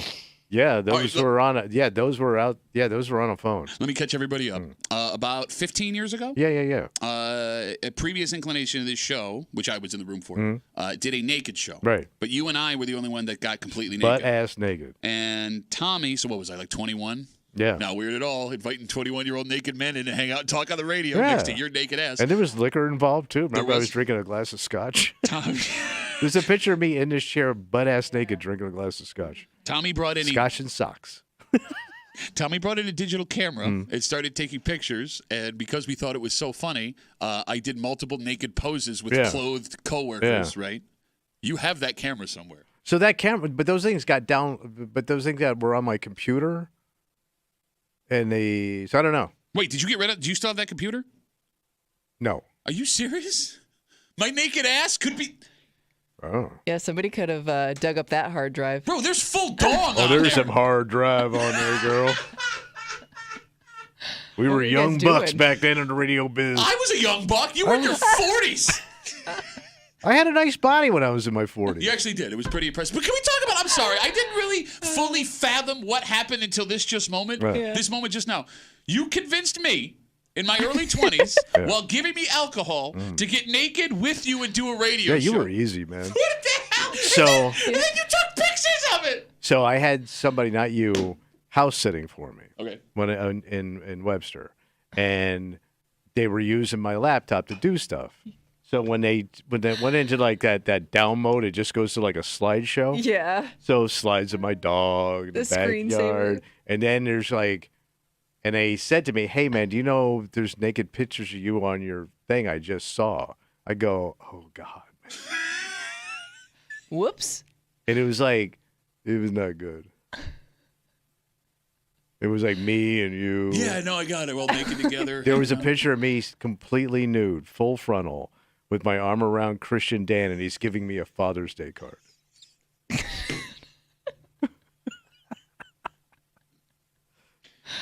You know what? Here's the dumbest part. Here's the dumbest part. This wasn't like. This was just somebody's idea, and you guys are all like, "Yeah, that sounds It was like a Tommy's idea. It great was Tommy's idea." idea. Yeah, it was fun. Oh, it was fun. I mean, that's Was a weird it? thing. It was fun. And here's the Okay. thing. As much as I'm sitting here going, oh my God, if you didn't work here, and Tom was like, let's do a naked show again, I'm like, okay, yeah, why not? Okay, all right. I mean, we couldn't do it. Well, no, we could do it with the no, because we're on YouTube. We couldn't. She doesn't want I to had be to leave anywhere. the room when Tommy took his shirt off. Yeah, she's disgusted by me. No, I think it's more disturbing to see him just shirtless than it is naked. Like naked, Are it you all. sure It about kind of that? makes sense. Yeah, exactly. He nailed it. He's It right. kind of makes sense. He's right. All right. No shirt. It's unnatural. My skin wasn't as gatory back then. Okay. It was more supple. You were very supple naked, Yeah. man. All right, let's I'll take a take break. your word for it. Mm. If anybody finds that laptop, I'll pay you. I'll give you money. Please give me the laptop back. Let's talk about school now. Oh, yeah, school. I hated it, yeah. There is a school in our area that is offering something very unique to their kids, and it's actually super cool. Yeah. It's one of these things that could change the trajectory of what a child wants to do for a living. Mm. And it's great, unless you talk to Kimmy, Yeah. who says this stuff can actually be dream crushing. Oh, I think it makes you realize what you're good at. all right. Even at this age? Yeah, I think you like to do something until you try it. We'll get into it next here in the break room on 96.5 WCMF.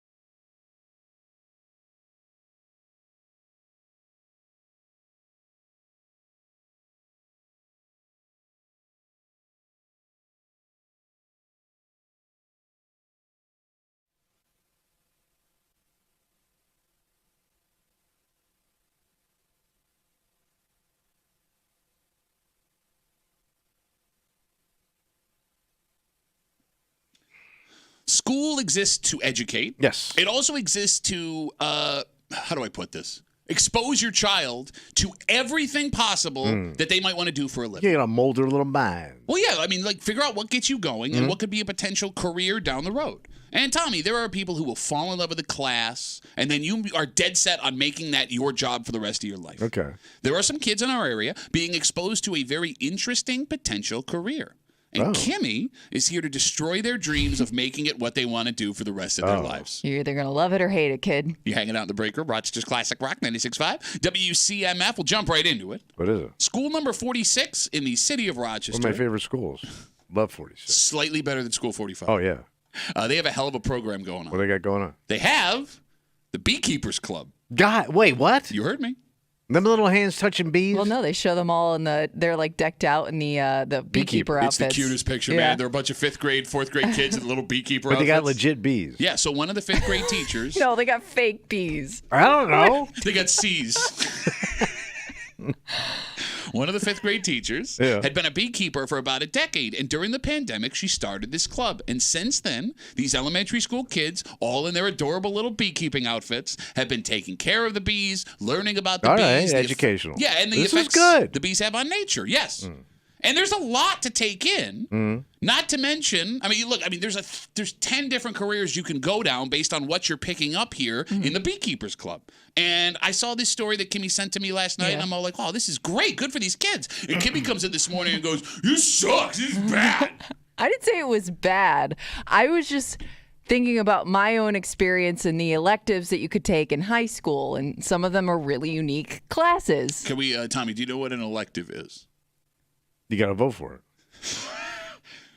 Kimmy, can you explain what an elective class is? Is it like side school? No, it's part of your normal curriculum. Got it, girl. But it's something that it's more of like, I guess, creative. Like there are classes you can take in. I'm stupid. You two can't even explain it to me. I'll explain it very simply. You can choose to take these classes if you have an interest. So I don't have to. No, it's not like. But I still graduate if I do good. Well, you have to take certain electives, but you have a choice. You have to take of what an amount of electives, but you get to pick and choose. Bingo. All right. And it made me think of a class that I thought that I was gonna love and want to pursue. Bosoms. Talking about high school kids, you creep. Yeah, she's right. Yeah, I'm sorry, man. I'm going for that joke every time. You going for bosoms? Yes. That's what you. You go for bosoms. See, went too far. Yeah, you're right. I'm sorry. Go ahead, Kitty. Which was Bosom Club. Can you like? How am I supposed to follow that up?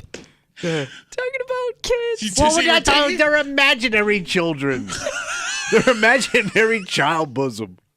What are you doing? What's that thing? What are you doing right now? What are the imaginary police going to come by? I hope they do. I hope they do. I hope they invent some. So, Kimmy, you were going to take an elective. You took an elective in But high it's school college. that you know it's high school. No, this was that high you school. thought was going to be a career. So I was like, you know what looks awesome? Shut up. Fashion and merchandising. Okay, I was close. So like, okay, cool. Like I'm gonna make clothes. Yeah. A So designer. like the first part of this class was learning how to sew. Turns out I'm not very good at that. But that was okay. I was like, if I keep at it, I can learn how to sew. At the end of the class, you make like one item of clothing and you do like a fashion show with it. So my idea was to make, for some reason, a pair of bright yellow sweatpants. Right. I don't know why. All right. So, but I was feeling inspired in that moment to make a So you were going to hand sew Yes. sweatpants. Yeah. All right. By the end of the class, I did not want to put on these sweatpants and walk a little mini runway. It was that bad. At the end. It was pretty bad. And at that moment, I knew this was not for me. So you're saying that getting into stuff like this ruins potential careers, doesn't blossom potential I think careers. you either realize like you have a knack for something or this is going to go horribly wrong. I'm not interested. All right, 252-WCMF, 252-9263. The class that pushed you towards or ruined a career for you. Because there are people listening right now who only work the job they have in this moment because of a class that they took in school. And it's not just the electives that Kimmy describes like fashion or like, business entrepreneurship or whatever. Monroe County has the BOCES program. Okay. You can learn a bunch of trades in high school, right, to see if those are anything you're interested in. You have some schools that offer crime scene investigation classes, classes on journalism, writing. There are law classes in some high schools around here. Yeah. Did you ever take a class, Tommy, in high school that got you excited about a potential job? No. God, How? I hated school. No, but like everybody has. I don't think they didn't have an elections class like that. They didn't have that stuff when I was a kid. I'm telling you. You didn't have like participation in government. Well, we did have that, but that was part of social studies. Okay. Like that was like your regular class. Okay, but like that didn't get you excited. I loved history. It's the only class I ever did good in. It was not history. English apparently. Did well in. Was history, but even then I sucked. Well, didn't you crush at bosom class also? Because you got straight A's right now. We're talking about young guys here in their bosoms. I'm talking We're called a bosom club. Right now, you got straight A bosom class, bro. No, I just find it strange that there wasn't anything that like tuned you in and turned you on when you were in school. Like, this is what I want to do. Nothing sparked your interest. No, it really didn't, man. I was a bad kid. Even bad kids. And by the way, bad kid, that's a terrible thing to say. There's no bad kid. There was bad kids. No, there is a bad kid out there. Come on. Maybe if they had those classes, maybe you would have discovered something. Because you really enjoyed being a cameraman for your dad that one year. Maybe if they had something like that. That was kind of my thing. That was probably if that would have been that summer of fun that my father crushed. And like to your point, like when I was at Aquinas, they had morning update. It was like, they had TVs where you could watch the morning announcements, and they had kids in there operating the camera and running production in the back room, and like I was on the front of it, like being the star, Look at like, you. Were you on the morning announcements? You were that kid? Yeah, till my grades got too bad and they kicked me out. Oh. I was academically removed from morning update. No. I didn't think that was possible. Oh, they were bad, Kimmy. They were bad. 252-WCMF, 252-9263. We're talking about this great story, School 46 in the city. They have a beekeepers club. One of the teachers runs it, and you got these elementary school kids. They look adorable. They're in these little beekeepers outfits, and it's a great way for these kids to not only learn something they wouldn't, but see if this is a career they want. And Kimmy comes in, this sucks. Kids are going to hate it. I couldn't make sweatpants. I didn't say it sucked. I think it's either going to crush your kid's dream or they're going to discover something new about themselves. 252-WCMF, that class you took that inspired you, led you down your career, or the one that ruined the career you thought you wanted? Brent's on CMF. Hey, Brent, how are you, buddy? I'm good. What's up, guys? What up? So I just have to share this really funny story with you about like the electives at college. So when it was still like considered the pandemic, I went to GCC, and all of my classes were on Zoom because, they said, oh, you can't come to campus if you don't get the shot. So I wasn't getting the shot. But anyway, the elective that I took was American Film Cinema. And it was on Tuesdays and Thursdays at like 6:30 at night. And now what it was is every single week it was a different genre of film. And I think like week 6 was comedy. And they actually showed Cheech and Chong Up in Smoke. Okay. So everything was Zoom, so you have the option to turn your camera off and stuff like that, so nobody can see you. But I somehow or another, my microphone stayed on, and I turned the camera off. And maybe like 20 minutes into the movie or something, the movie paused because we would all watch it together. And the movie paused, and the teacher was like, Brent, are you all right? And I was like, yeah. And he was like, well, the class can hear your bong bubbling in the background. Hey, you're really getting into it. All right. That works. Okay. All right. Brent, thanks for the... I got to go to work. Okay. Yeah, good job, Brent. I can hear your blinker. Oh, I'm getting high watch Cheech and Chong at community college. Gotta go to work, guys. Talk to you later. I don't know. I'm not sure if that helps or hurts the argument. It can't help. 252-WCMF. Let's talk to Austin. Hello, Austin. How are you? Hello, ladies and germs. So I actually disagree with Kimmy for once. Why is that? Kimmy, let these kids dream. Let these kids figure out what they want to do. Don't crush their dreams. No, Kimmy wants to crush all their bee dreams. She hopes they all get stung. I think sometimes your dream just crushes itself is my point. Self-crushing. Yeah, no, I get what you're saying, right? Like, every kid has it like, I'm going to be this. And then when you realize the work you have to put into it, it's like, oh, maybe I don't like this as much as I thought. Like, Austin, did you take a class in high school, college, where it's like, I thought I could do this and I realized I can't do this? Yes, actually, that was multimedia production. I still have that dream of winning an Oscar, but I don't think it's going to happen. Well, come on, with lines like "ladies and germs." Let's just say I'm more of a writer than anything. So I'm not going to win anything for my BS that I write. By the way, you can follow me at West Coast Ben 69 on Twitter. Shut up, Ben. You can follow all my Or not. I guess you have the option, right? One way or the other. Great talk, Austin. Have a good rest of the day. There goes Austin. He's a writer, is what he is. Yeah, well, he got into media production more on the writing end. Sure. Maybe you should write down what he's going to say before he calls us. How about that? You know, there's another way, Kimmy, that kids can get pushed in certain career directions. Yeah. What's that? Well, not just electives. There's career days pretty standard at all schools. Both Yeah, elementary but I thought and they're middle like high. basic jobs. Well, Nothing crazy. Well, there's two kinds of career days. Mm. There are career days where they bring in random people from the community that hit specific points. All And, right. okay, that's like what you're describing. And then there's career day where parents come in to talk about their job. And you're like, but that's usually when you're really little, right? When they I have the saw that. parents I come had in? it happen in middle and high school. Did you? I don't remember that. All right. And depending, Unless it was for something specific. but every once in a while you would have. I mean, every class has like a parent that has a really unique, special Cool job. Yeah, Yeah. cool, whatever it is, right? Which one is better, Kimmy? Career day from outside the community we're going to pick, or parent career day? Oh, I would think outside the community. I'm talking entertainment value, not for helping you Oh, find a job. entertainment value. Well, I don't. Oh, parent all the way. It's great as long as it's not your parent, Okay. right? Well, you would have been embarrassed if your mom or dad came in to talk about their My job? mom, maybe not. My dad would try to he'd do a stand-up routine. It wouldn't be informative. It would be, how can I make these kids laugh? Well, that's entertaining. Yeah. I'm all Yeah. in. Again, it's great as long as it's not your parent. No, look, I don't mean to drudge up old dirt, but I would like to point out there was a time. There was a time. Thank you. Like 8-9 years ago when Kimmy was like newer on the show, Yeah. where we asked her what her dad did for a living, Yeah. and she didn't know. Right. She couldn't tell us as an adult. I'm pretty sure she doesn't know now. And then we called her brother, Yeah. and he couldn't tell. This is very confusing. And it wasn't until the end of the show where your mother called up and explained to you, two grown people, Yeah. what your dad did for a living. Yeah. I just knew he worked overnights in a clean room. He wore a suit. So, like, maybe if you would have showed up for your dad's career day to explain, you would have learned a lot of things. Well, that was part of it, too. As a What's kid, we weren't allowed to go there Mm. because it was, like, dangerous for kids to be around. Yeah, that's what they told you anyway. Were you allowed to listen to your father describe what he did for a living when he got home? No, he couldn't even do that. It's so dangerous. When it got, look, I'm with you. Parent career day is better Oh my God! entertainment-wise. Because even if they have a cool job, they're gonna screw up telling it to you.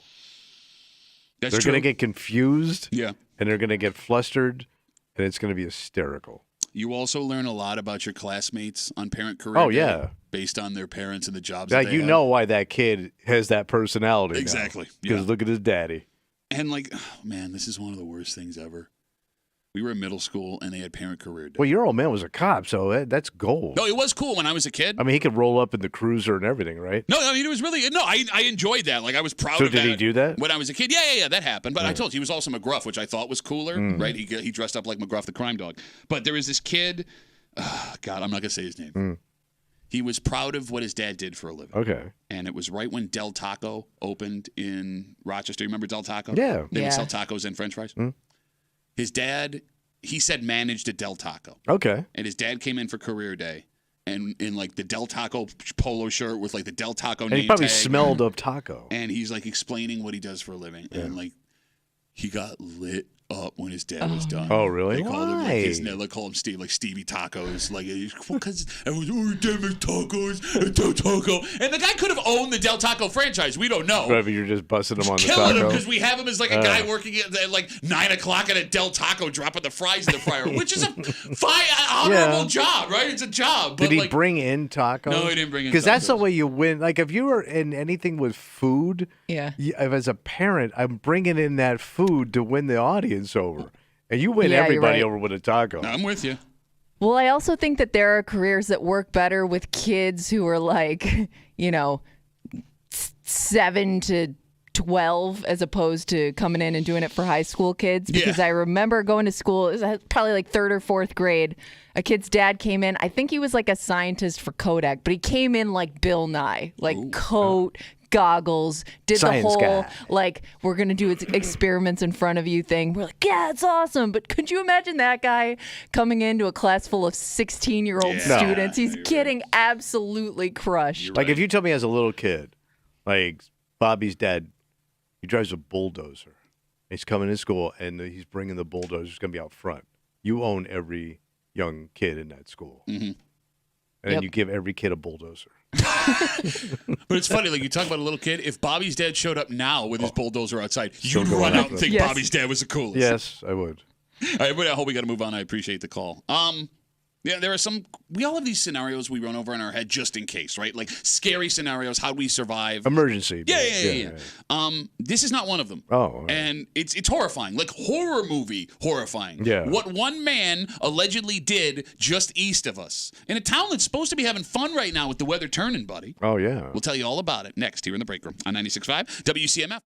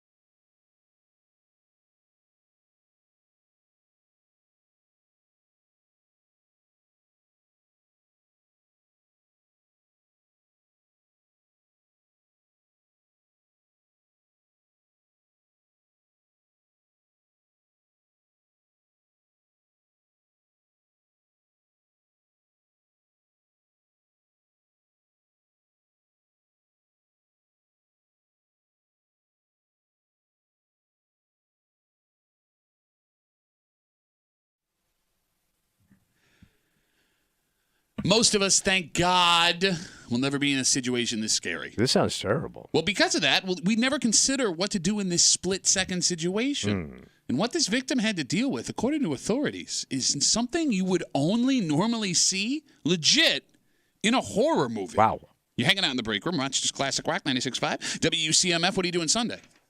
Well, you know what? I'm thinking about getting some new kicks. Oh. Some new Western style. I'm going to step up my boot game. Great news, then. Where do I go? Well, Boot Barn, it's now open in Greece. They have their grand opening event on Sunday. Live music, boot giveaways. It's from noon to 2. Wow. You can save $20 on select Western and work boots. You can save up to 20% on select clothing items. Oh, I'm and in. you can hang out with a super cool, tough cowboy type. Well, you know what? I'll bring my autograph book. Oh, good, because I'll be happy to sign it for you. I'll be hanging out. Leave that in my glove compartment. At the Boot Barn, noon to 2, out in Greece. Boot Barn offers the broadest selection of leatherwork, cowboy boots, durable and comfortable jeans, and clothing, workwear, and That's Western your boot voice? Yeah, that's what the commercial sounds like. Yeah, okay. Boot Barn. Now open in Greece, off West Ridge Road in the Compton Square Shopping Center Plaza. Boot Barn. We'll see you Sunday, noon to 2 at Boot Barn in Greece with CMF. This story comes to us from SOTUS. What happened? According to the Wayne County Sheriff's Department, Tuesday night they got a call for a very scary-ass incident. What happened? Authorities say a 38-year-old man took an axe to a car. How does that even work? Well, so you take the axe, you see. You'd be shaking for an hour. Can you axe up a car? Yeah, he was doing it. But it's metal on metal. I guess you don't care in that moment. You I'm damn sure guessing. don't care about that axe. Okay. You know, I don't think he's She's worried gonna need about a sharpening. So the guy's chopping up a car. Yep, story on News 8 said the With a man hand used axe. a wood-cutting axe to damage the victim's car. Here's where it gets really scary. All right. The victim was inside the car Yeah. when it was happening. Hey, didn't you want to start the car and leave? Well, I don't know what it. I mean, that probably is a good idea. I love you, Captain Hindsight. You know what I would have done. Maybe they were like blocked in somehow. Yeah, maybe the axe was preventing that from happening. Okay. Now the good news. Good news. Doesn't sound like anyone was hurt. Yeah. Bad news. At least for the alleged axe wielder. He was charged with criminal mischief, reckless endangerment, menacing, and criminal possession of a weapon. He was taken to the Wayne County Jail. All right, Kimmy, think fast. Man starts attacking your car with an axe. What do? Go. Not getting out of the car. Okay, good call. Good policy. My initial reaction, I think, would be to drive away. But Yeah. I guess if there's something preventing you from doing so, your best bet is to just hope they, tire themselves out on your car. I don't know. Okay. Yeah. How long do you think the average person would have? How many swings? It would have to be exhausting. Yeah. Just think of like, if you ever chopped wood, how hard that is. Yeah. You're hitting something that's hard that's going to bounce back, or it gets stuck. You have to pull it out. Sure. Right? Yeah. Well, Yeah. I mean, some people train that way, though. And you're insane on top of that. Well, but I would think the insanity would give you strength that you didn't know you had. Okay. You know what I'm saying? Like that rage strength. All right. All right. So you're staying in the car, and that's all you're doing? You're just going to let them tire themselves out? Yeah, because I don't know if I get out of the car, they're going to chase me with that thing. If they're just taking it out on the car for right now, I'm going to let the car take the beating. All right, but here's my fear. No, I look. That's a great response right Yeah. off the dome. I'm very proud of you. That was good. However, my fear would be if you're taking it out in the car, Yeah. right? Eventually, you're going to want to take it out on me. And if you break a window with that axe, how long is it till you get to me with that axe? That would be my That's a biggest good fear. point. That's a good point with the glass. Okay. Tommy, think fast. Man starts attacking your car with an axe. What do? Go. Firing up that car, getting the hell out of there. And if my timing is right, I will also get a free axe.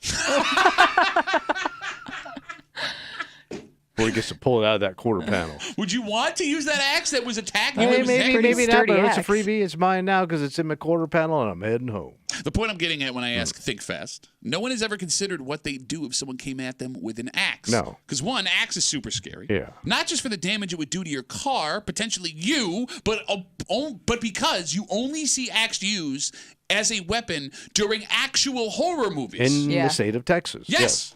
Like, if you go to this movie is super scary, there's like a 50% chance there's an axe involved. The Shining, American Psycho, the Texas Axe Massacre. Mm-hmm. The last one not as That's popular as changed, it. It was a joke. Jeez. Okay, Austin. Sometimes I'm not sure. Hey, ladies and germs. That's on you. Axe is such a scary weapon. you can't even guarantee you won't hurt yourself Yeah, you using can. it in the right way. Mhm. You know what I'm saying? Like that axe, there are plenty of guys listening who F themselves up accidentally right way Chopping using. wood? Yes. Oh, yeah. Exactly. Like, slicing parts of your body Ugh. off like It you're makes me- Mortadell. It makes me cringe. Sorry. I'm with you, man. I'm terrified of axes. Italian ham thing. You got it? No, I cringe. Do you own an axe? No, I got that machete. Okay. That's it. No axe. Are you too scared to own an axe? I don't have any need. I'm not chopping any trees down.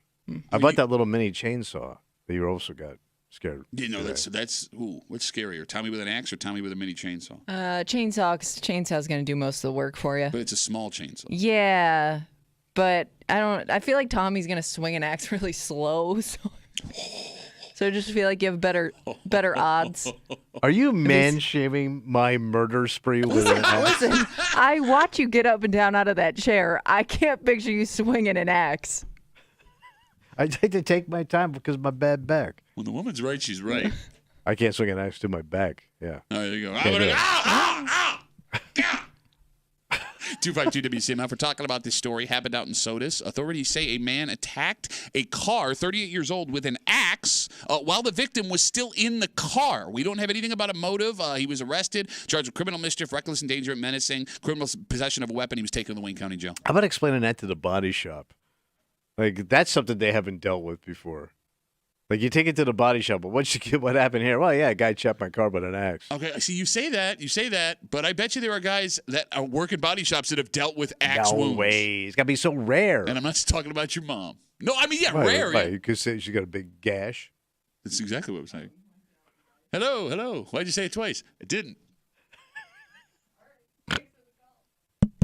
Hello? 252 WCMF. Let's talk to Tristan. Hello, Tristan. Tristan, what you got? A What's up, guys? What's up, man?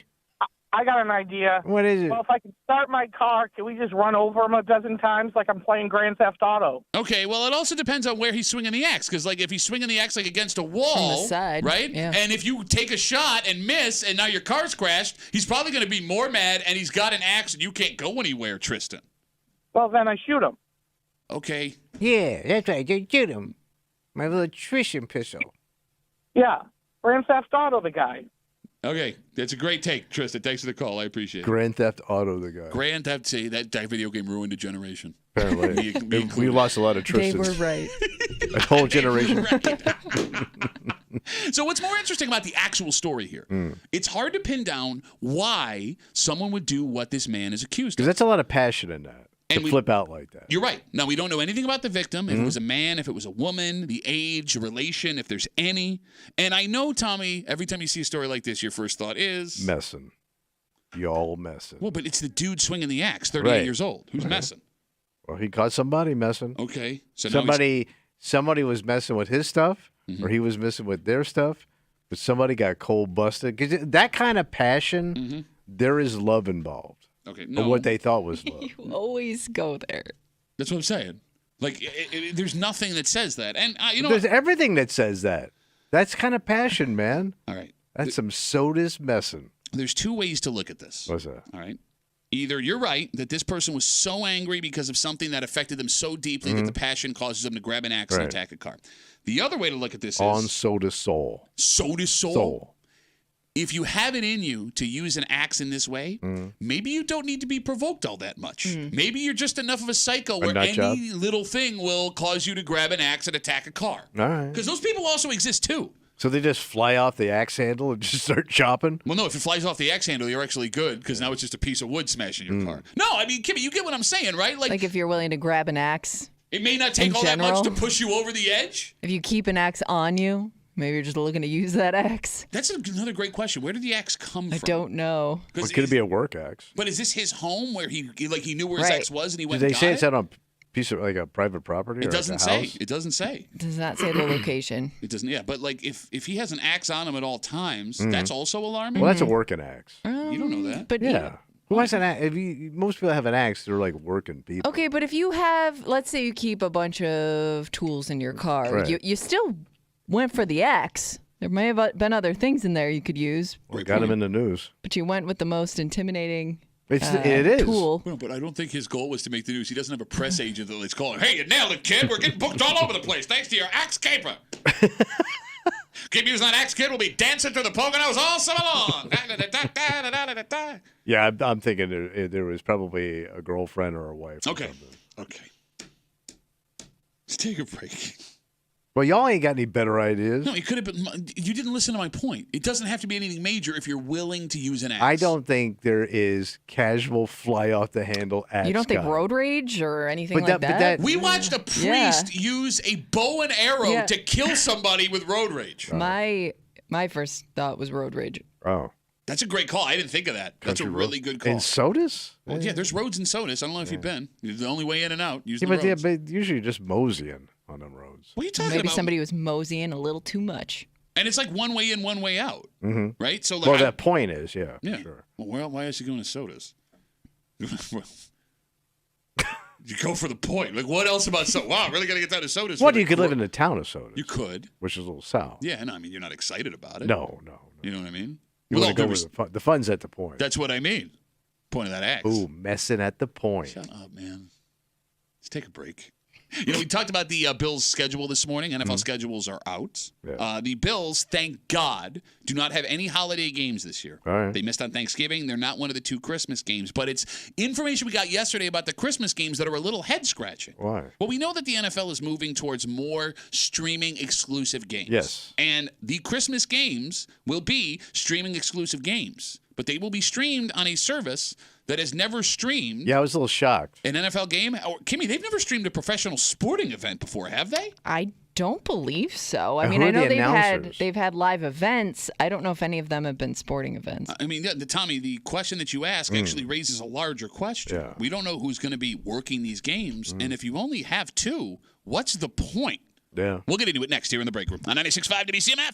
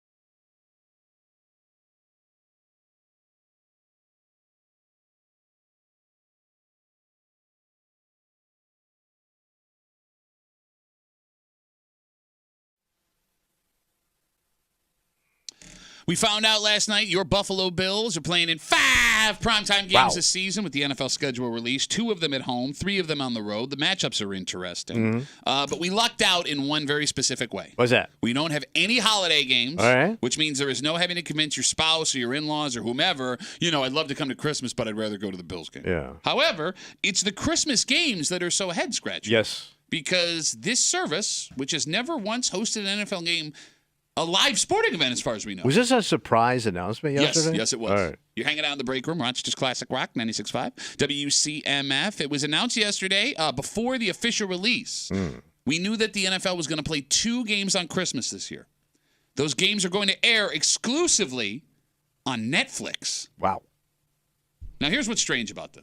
Netflix has never worked with the NFL before. Not that I'm aware of. We also don't think that Netflix has ever hosted a live sporting event, 252 WCMF if we're wrong. Now, they're scheduled to host that, if you want to call it a sporting event. Tyson, Jake, John. Like a boxing exhibition, basically. John and Paul, whatever. It's supposed to be a sanctioned real fight. Who cares? Sucks. But that'll be on in Maybe August. they've done another one of those before. Fights before on Netflix? I can't remember. 252 WCMF if we're missing something. But they don't do baseball, they don't do No. basketball, NHL, none of that stuff. I mean, if we're talking about like streaming services that are known for sports, Amazon. Amazon's on there. Apple TV does some baseball games every once in a while, and then the ones that belong to like other TV networks, right? Yeah. Like your Maxes and your ESPNs a Plus. Right. Netflix is going to have to find a way to hire 2 live football broadcast teams for a single day. Yeah. Oh, I guess they probably already got them. Who? But usually they announce they've signed a contract or deal with, and then they'll say whatever big names they have lined up. Yeah. And I would assume that those people also can't be tied to other things. Exactly, right? Like if you work for ESPN, unless Netflix strikes a deal with ESPN, you're Yeah. not going to work with them. Same with NBC. Could you same use with the Amazon. local guys that do it like let's say if it was the Bills, they would use like Catalana, somebody like that to do that game. Okay, I mean, I guess you got to could. ask yourself, why are you paying $5 for the service? There's not going to be a murder at the end of this thing. Jack Nicholson's doing it too? There's not going to be a season 2, probably. The problem with that, though, is this is going to be the broadcast for everybody, and you don't want any network bias. You know what I mean? Like you don't want somebody that exclusively covers the Chiefs. All right, so you got to be doing the broadcast because people are going to say, "Well, they're calling it in favor of." Yeah. Not to mention, look, I don't mean this is disrespect to Mike Catalana or any local news people, right? But here it comes. No. If Netflix probably paid billions of dollars for this, Right. at least a ton of money and whatever contract, right? Right. If you're paying that kind of money and you have people from all over the country tuning into these games, you don't want local people doing your play-by-play and your color and your sideline. All right, so you're thinking they got to get a national name that's not being used anywhere right now in football, and you would need 2 sets of these. Oh no, you need more than 2 sets of I'm just just that. saying in the booth though, you got to have 2 guys and 2 guys. Here's what you would need.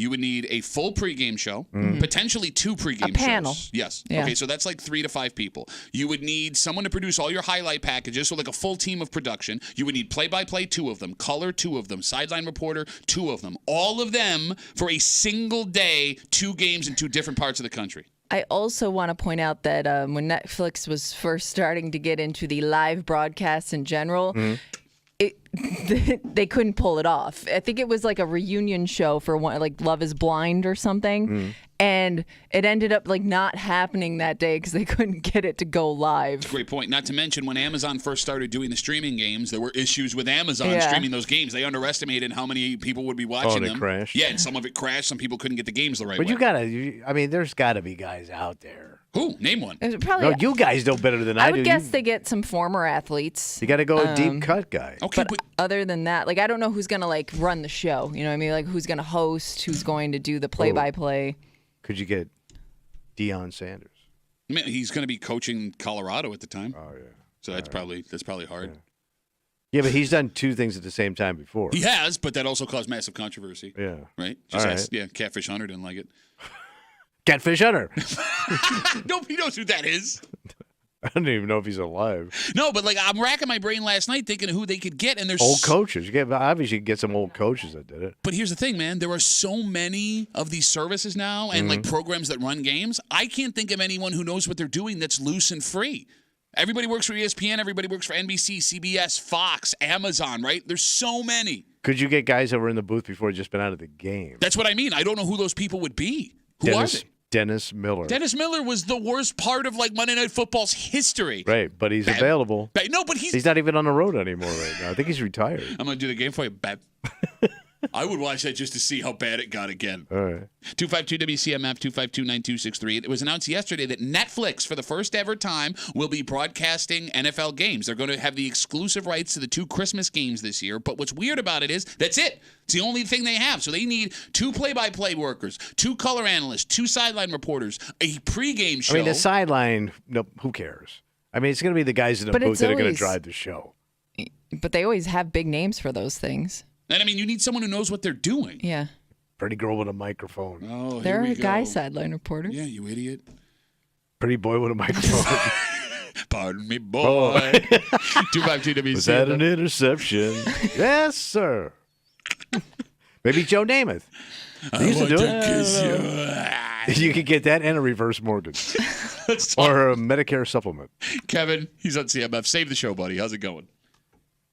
So my guess is that they're going to end up having like Pat McAfee, Bill Belichick, do like the pregame. But he's tied to ESPN. Yeah. Pat McAfee is. Bill Belichick's tied to. Yeah, but he's got that YouTube channel. I'm pretty sure part of his deal with ESPN. Oh, you is saw that his he's allowed contract? to venture off and do some of this other stuff because, like, he hosted the draft pre-show. That from I think his was YouTube. all through ESPN. Well, but that was also broadcast on one of the ESPN Plus stations too. Oh, you know who you could use? Yeah, I mean, it was broadcast a whole bunch of different places, but I bet you part of his contract is that he can, do some of this other stuff other than just being exclusive ESPN. All right, Kevin, maybe you're right. But I would guess based on, no big deal. We're in the media, all right? We're in the media. We have contracts. I doubt that ESPN would allow him to go work for a direct competitor who's It doesn't also help them. broadcasting games. Maybe. I got it. Kevin, thanks for the call, buddy. The NFL Network. So you just brought that up. So they could partner with them because it's their product. Yeah. I mean, you're trying to promote it across multiple platforms. That's true. That makes they sense. could borrow some people. So Or you could have just put the whole set on and put a Netflix logo and you're done. Greg is writing us right now. He said the NFL Network is reportedly producing the games, and when they do those Saturday games, they use either NFL Network talent or Fox because Fox produces the games. Here's the problem. NFL Network just laid off a whole bunch of people, Michael Irvin being one of them. What? You didn't see that? Why? They're cutting back on what they're spending. Oh, you got to be kidding me, man. Calm down. He'll probably catch I on love somewhere. that guy. Yeah, He'll- no, I know you. He'll be back. I don't know, though. Where does he catch? Maybe this? Maybe. But if it's NFL Network producing it, probably What's not. he going to do with all Maybe those Amazon? suits? You didn't hear that? No. Yeah, they blew Oh, out man. their... What, they blew out Good Morning in Football, and they blew out the NFL game Wow. stuff. All right, so bring him back for this. Okay. Hey, sorry we fired you. You want to work one day? He'll be in a great mood. Wait, who's You know how that works out. I forgot who's Tom Brady signed up with. He's with CBS. His first... so Tom Brady... Yeah, will be, he's doing a game this year, right? Yeah, he'll be doing games every week. He will be debuting with CBS week 1. I think it was one of the Browns games. It looks like we're only going to have Brady as Bills fans on a game one time against the Rams in Los Angeles. Oh, that's it? Oh. Yeah, as far as we know. But who knows? That's going to suck. I don't want to listen to that guy do Nope. that. He's going to suck. Because whether he's good or he stinks, I don't want to hear it either way. But he's so robotic. No, you're right. But he's so robotic about everything he does. Mm-hmm. Right? Unless he's kissing his son on the mouth. In which Like, case- he's a guy that's going to come in with a sheet full of jokes that he's ready to tell that throughout somebody the wrote game. for him? Yes. Hey, well, how'd it go last time? Punchlines. Somebody wrote you a bunch of jokes. I actually probably shouldn't have done that roast because my kids saw it. Who could have seen that coming? In hindsight, maybe allowing everyone to crush my life in public was a bad idea. By the way, before we move on to this, with Netflix hosting the 2 Christmas games, and maybe they're going to find a crew and they're going to make it work, right? I don't get why Netflix needs this. Because I remember we talked about this earlier when I said eventually I'm going to have to buy every service if I want to see the Bills play. Yes, yeah. This is it. Yeah, because Netflix is if this goes well, they're gonna have more games. Because they got to compete with all these other platforms. But here's the thing: like Netflix right now is far and away the number one. It's a streaming, monster. Yeah, in the world, right? Mhm. Almost, and they've never really had any live events. Why do you need to do this right now? It is weird because you would think it's going to cost them more money than it's going to bring in. Is it a dog measuring contest? Is it, to It see always if you, is, Is right? it just to test the waters? see if you can do it? Maybe Netflix buys like more NFL games next Yeah. season or in the next contract. Maybe you can buy your entire team's season and Yeah, they watch want to them. bury the competition, right? But if you're not good at it. Well, nobody's nailing it right now, so if they can come up with a better fish, they're good. I mean, ESPN's nailing it. Well, ESPN, that's their CBS, business, but like fine. Amazon. Amazon got better. It's not bad. Yeah. I mean, they did a good job of putting together a good ensemble of people. I'll Yeah, give them I mean, that it's for sure. entertaining. Yeah. I mean, you're going to have, like, the first Thursday Night Football game on Amazon this year is the Fitzpatrick Yeah. Bowl, Dolphins versus Bills. Yeah. That's going to be awesome to watch. Oh, yeah. All right, let's take a break. All right. Tommy, this isn't something you can really relate to. Oh, okay, go ahead. Start I talking don't know down to me why now. you're getting upset. You grew up privileged. You don't understand no. that. Everything's handed to you. You never had a daughter. Well, yeah. Never had a son either. Okay, so also does not help in this situation. Okay. Time moves on, and your kids start to do things that you only imagine they would once do, and it always happens sooner than you think. Mm. And there's some, there's some. I wouldn't call it drama. Something brewing? Yes, in the Duffy household, because my daughter believes she is of an age where this is now appropriate for her. Oh, she is a teenager, right? Yeah. Yes, she is. She is. And my wife seems to be on board with this. And here's the thing. I don't want to be the wet blanket dad. I don't want to be that guy. But here it comes. You're trying to navigate. Here comes the blanket. Well, no, because here comes the blanket. No, like there's no rule as to when this is okay and when it's not okay, and there's nothing that's written down as to even what is appropriate and inappropriate, and that's already started causing problems with this without this even happening yet. Yeah. We'll get into it next here in the break room on 96.5 WCMF.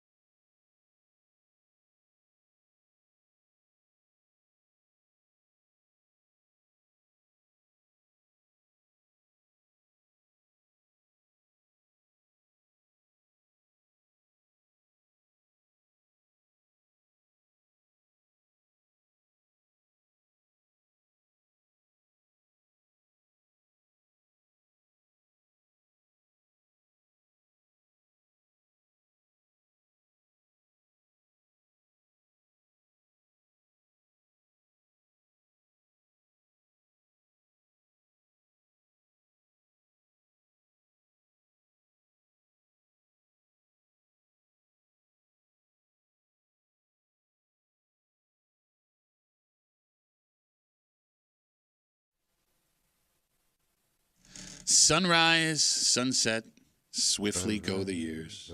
That's our second Fiddler on the Roof reference today. One day you're bringing your new baby home from the hospital, and the next you're having this conversation. And like most things involving your kids, there isn't a rock-solid set of rules that everyone's agreed upon. All right. What is and isn't right. And that leaves us dads, especially dads of girls, wandering through this wilderness alone. And it's amazing. Think of the history of dads. Goes back thousands of years. Since literally the first person. Yeah.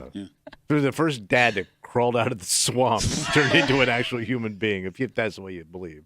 Y'all haven't figured it out yet. Like, you're still at ground zero. Like, you haven't gotten out of Dad zero. They haven't gotten out of the starting blocks yet. That's how dumb men are. Girls, I don't get them. Starting off strong here.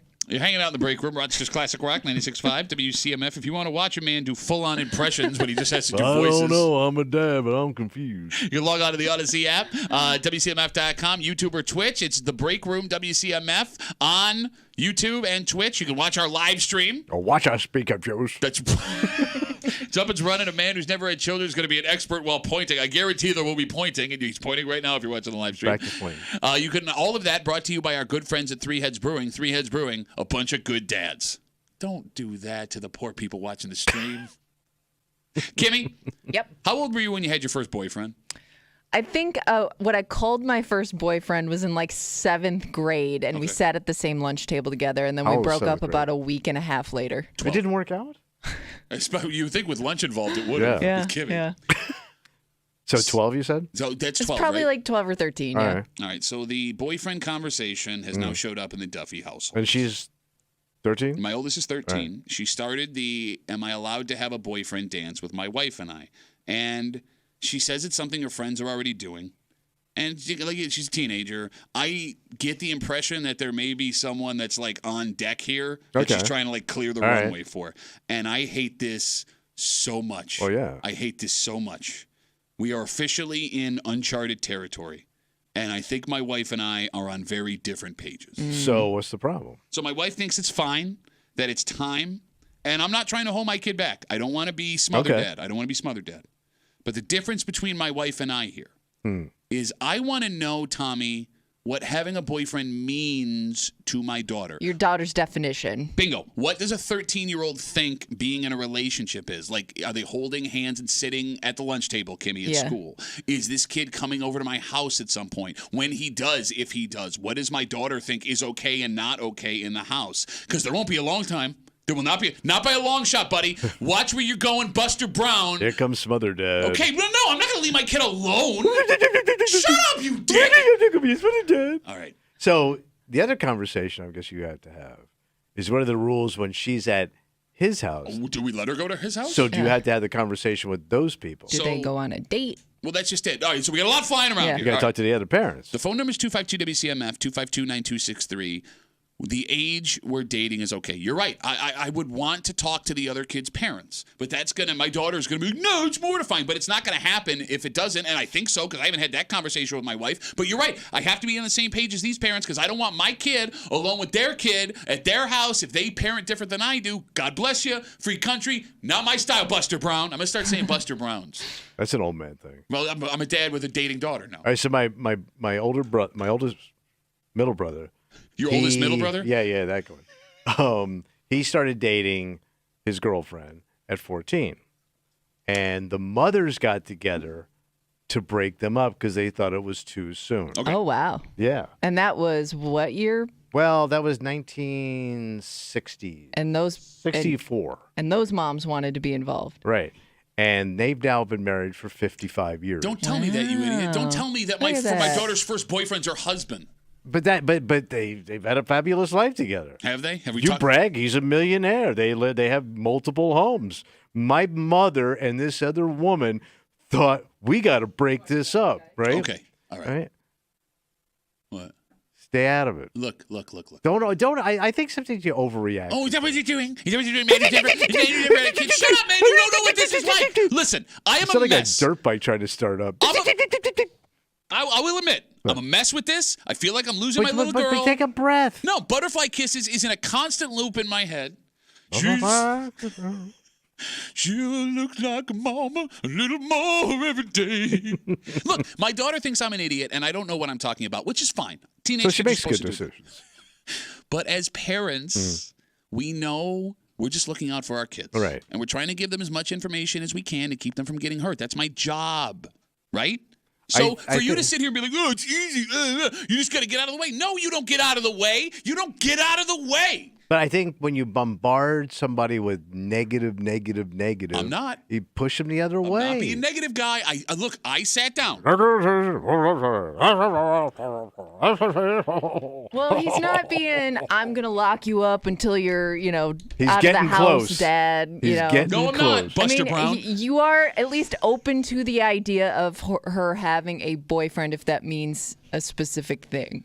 Yes, look, I want my daughter to be happy, and I want her to be able to socially figure grow, out. and, all of these things, right? But no, I think it is extremely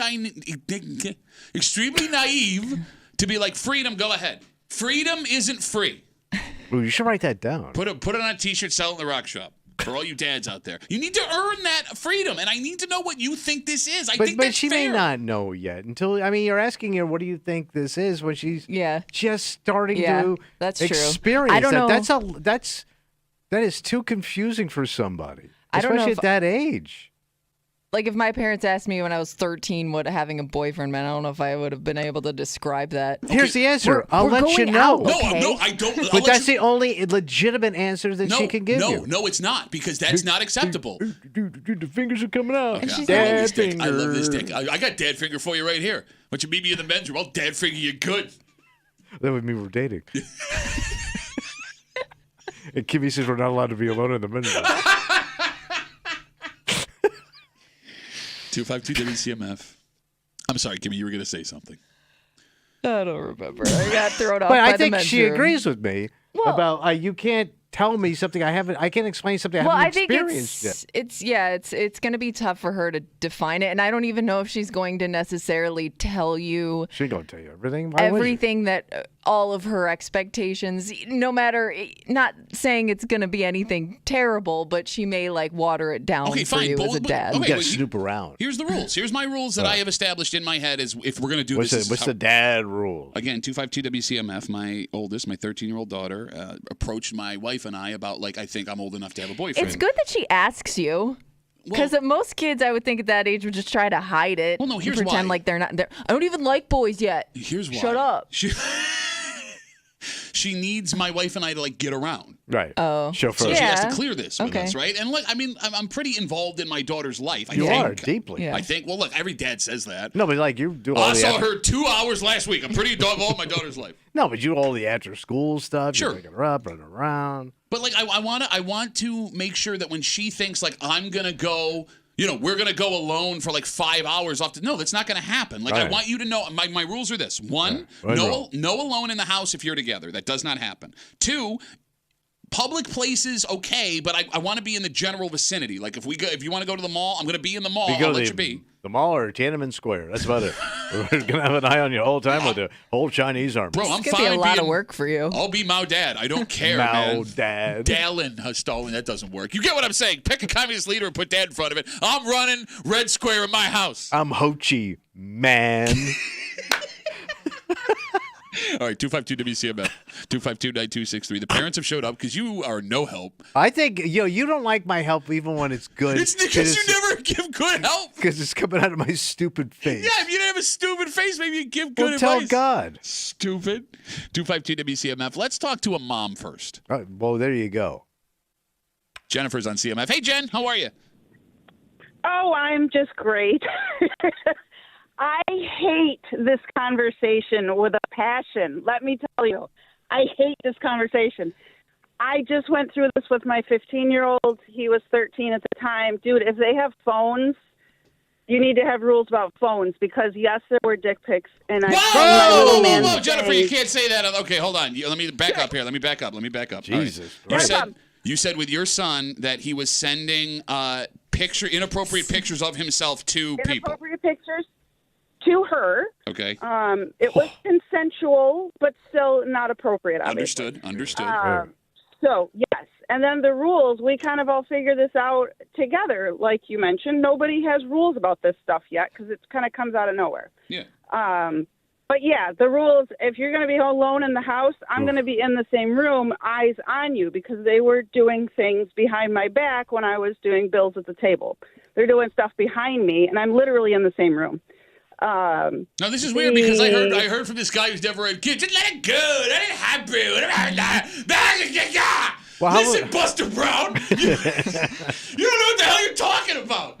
And he was 15. He was 15 when this was going on.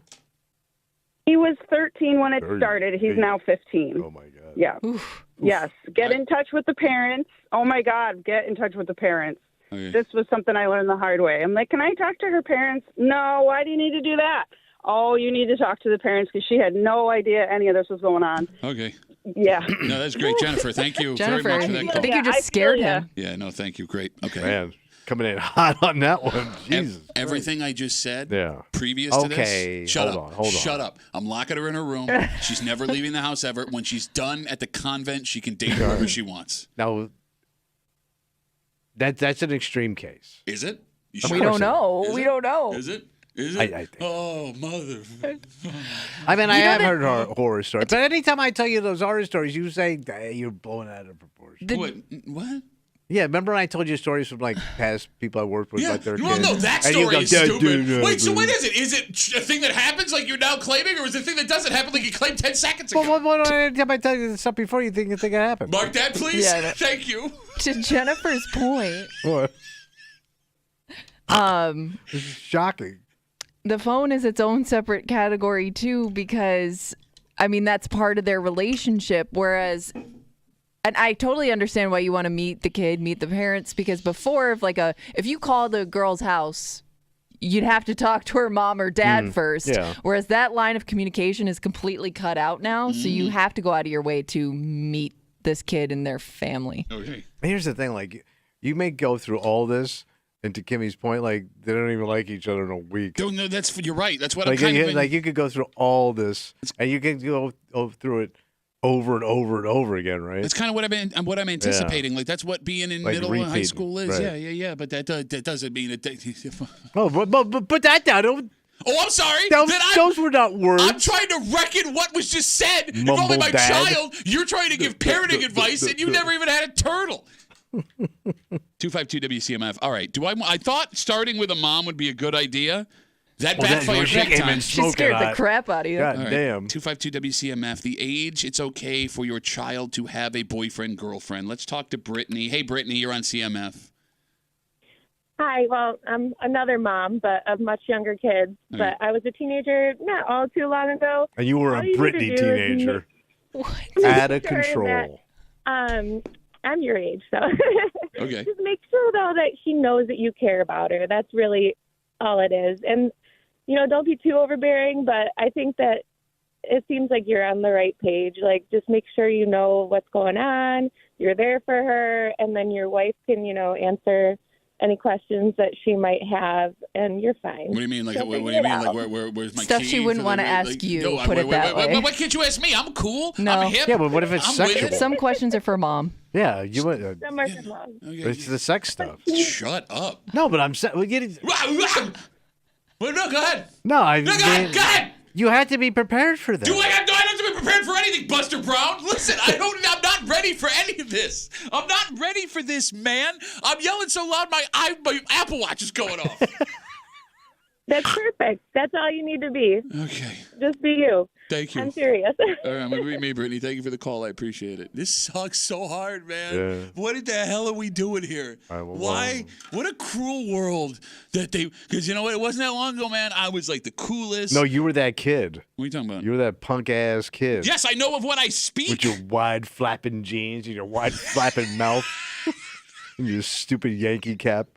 I never wore a Yankee cap. Sliding up the sidewalk with your fat buddies.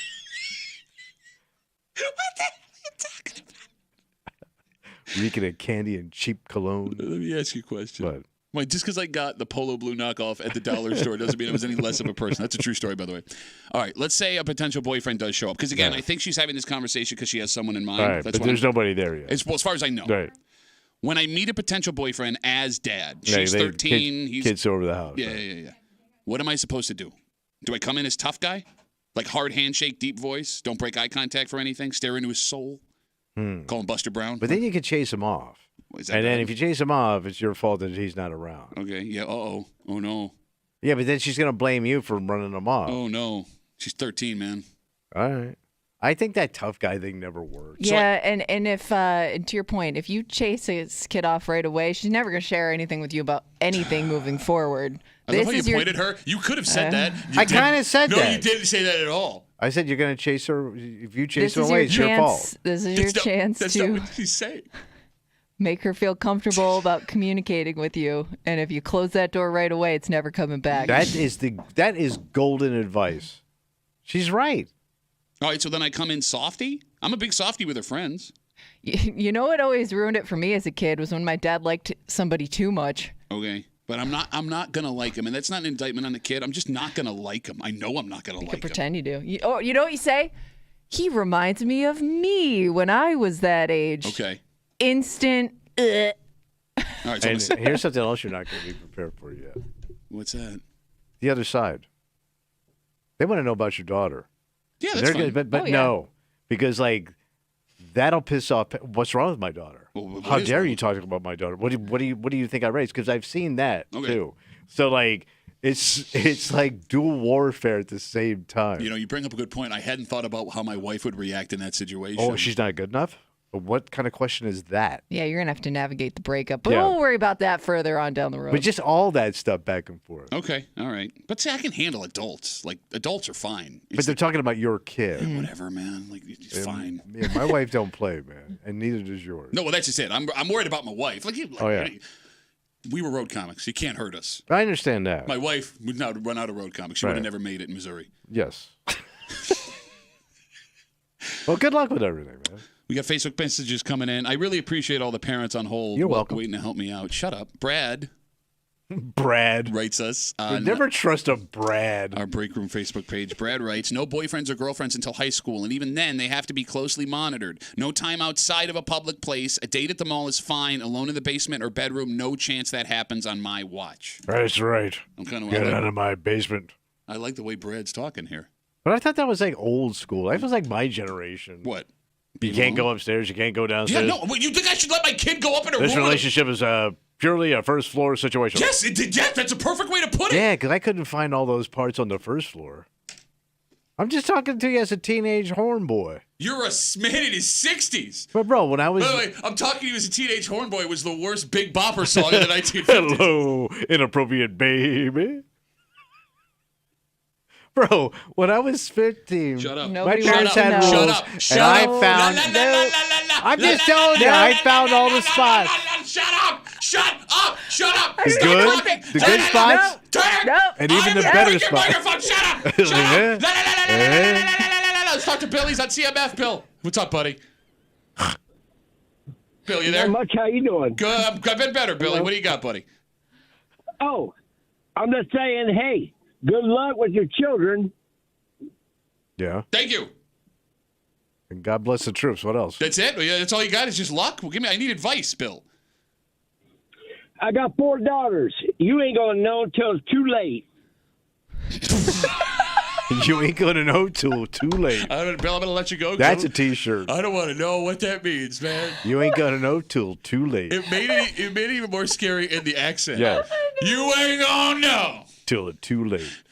You ain't met, and his daddy ain't even been born. I cuss a boy out. Yeah, you goddamn boy on my first floor. All right, 252 WCMF. Let's talk to Dave. Dave, you're on CMF, buddy. What's going on? Dave? Dave, you there? Oh, hey, yeah, hey, Duffy. What's up? Hey, Dad myself is a 13-year-old. Okay. So I know it's scary waters. I'm actually breaching that myself. So what's the are you with her mother? Or are you not with her mother? What's the sitch, Dave? No, honestly, her mom's like 3,000 miles away. So. Okay, all right. So you're dealing with this on your own. So it's all on me. Oh. I keep an open door policy. You keep everything open, communication. You know, we've had the sex talk, to be honest. And she actually came home Monday, I believe, and told me a boy had asked her out and wanted her to be his girlfriend. Wasn't very too happy about it, but we had to talk, expectations, don't let a guy treat you wrong, know who you are, know your morals, if if he's a bully or anything. But ultimately, told her, you go on dates, I'm going to be there with you. You go to the movies, I'm going to be in the same theater. Okay, good. Okay, we're on the same page. Dave is right. Dave is a good man. Duff, I told her, too, if this boy really likes you and he wants you to be his girlfriend, he can come bring his butt over to my house, knock on my door, and introduce himself. And he sure in hell did that. Okay, good. You call him Buster Brown? Let him know you meant business? The guys, shook my hands, and called me sir, and asked me for my permission. Man, you just got played, man. Just because the kid put on his Sunday best and shook your hand. What do you know about chicks? Your chick's 3,000 miles away, Casanova. And see who he is. But you know what? They're at the age where, they have to test these waters to understand what a relationship is. Yeah. We were all young. We had our first boyfriends and girlfriends at this age. Dave, I like the way you're speaking, buddy. And you've reinforced the old man wave. Dave, thanks for the call, buddy. No, he reinforced everything that I was thinking. Ass is itchy and on fire. He's got an itchy on fire ass? Yeah. You know what they say about an itchy on fire ass? You don't know till it's too late. He's first floor dad. Yeah, I'm fine being... And it don't work. First floor dad works, bruh. But the best part of it is... gravity's the same on every floor. So. Sean, that's not profound, you idiot. No. The gravity's the same on every floor. It doesn't make any sense. Oh, the gravity gonna work. Buster Brown, what did you say, Kimmy? Best part is Tommy's like, you got played by that kid because he showed up and shook your hand. Right. But you'd also be pissed if that kid didn't do that and acted like, I don't need to meet you. You're just dead. Like, so what do you? The kid can't win either way. That is true. She's absolutely right. Because if this kid shows up and he's dressed nice and he shakes my hand and he makes eye contact and he calls me sir and asks me questions, I'm gonna be like, you ain't this. I know I did this when you were a kid. Yeah. And if the kid shows up and he's like, what up? And he doesn't look at me and he laughs at me and makes fun of me. Get out of my house. Get the hell out of my house. So look, I will fully admit, when a boyfriend eventually shows up at my house, he cannot win. Yes. But I think that's fine. I think that's fair. Yeah, because it's all working in your favor right now. But Kimmy says that doesn't work in my favor. No, but right now you're thinking, that's fine. But your daughter's not going to play. I love you run your mouth like this, man. You would not say any of these things if your wife was here. You would not say a word of this. You bitch ass, Buster Brown wearing, scared ass, can't talk, no words, first floor relationship heaven, school bus riding as a teenager, bitch ass bitch. But you know what? The gravity works the same in all those situations. Everybody on hold, we got to move on. I really appreciate the help. I do. It's Thursday. You know what that means? We're way deep into bitching it out. Well, yeah, because you're being such a bitch. And a story that made Kimmy immediately think of you coming from the Lilac Festival this morning. This week. Because, if you Something cool happened. Huh? No. If you're looking for a place to park, we'll get into it next in the break room on CMF.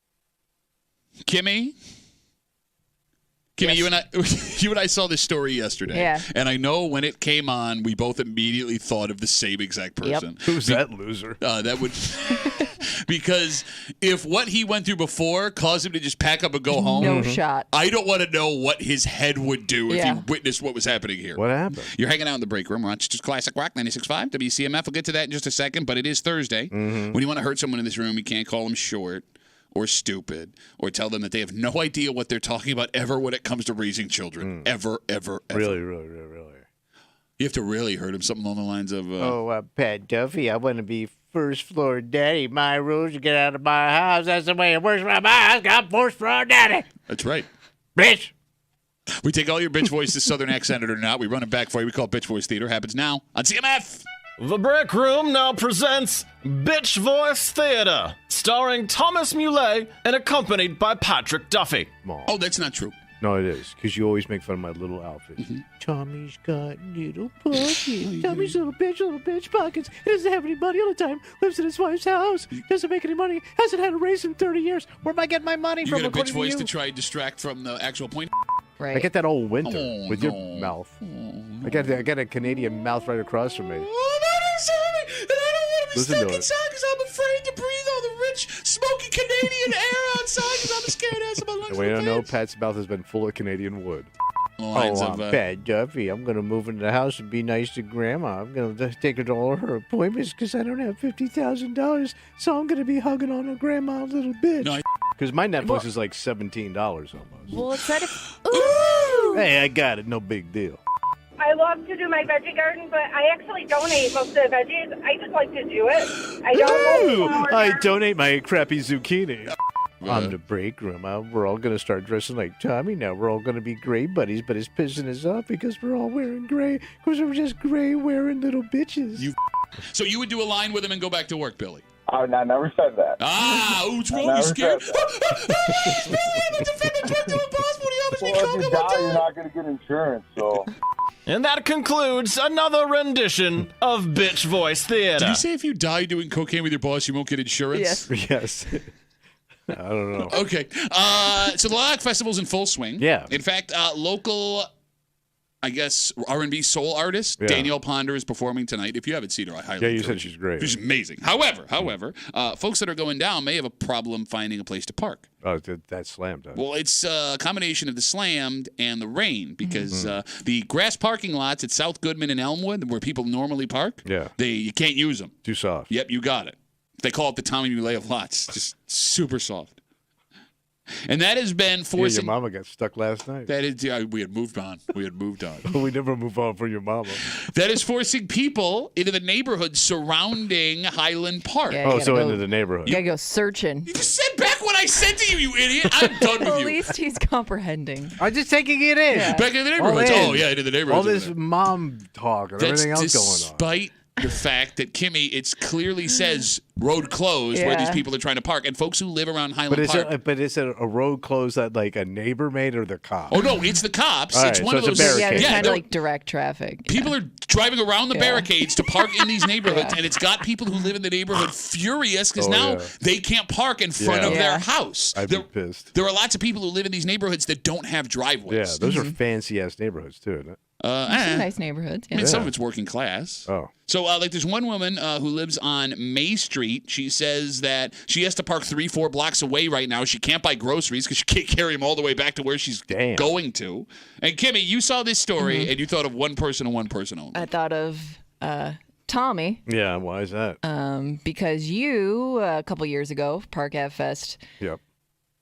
couldn't find a parking spot, didn't want to pay for parking. Yeah, we found a parking spot. So you turned around and went home. My wife said, we ain't paying $5 a park.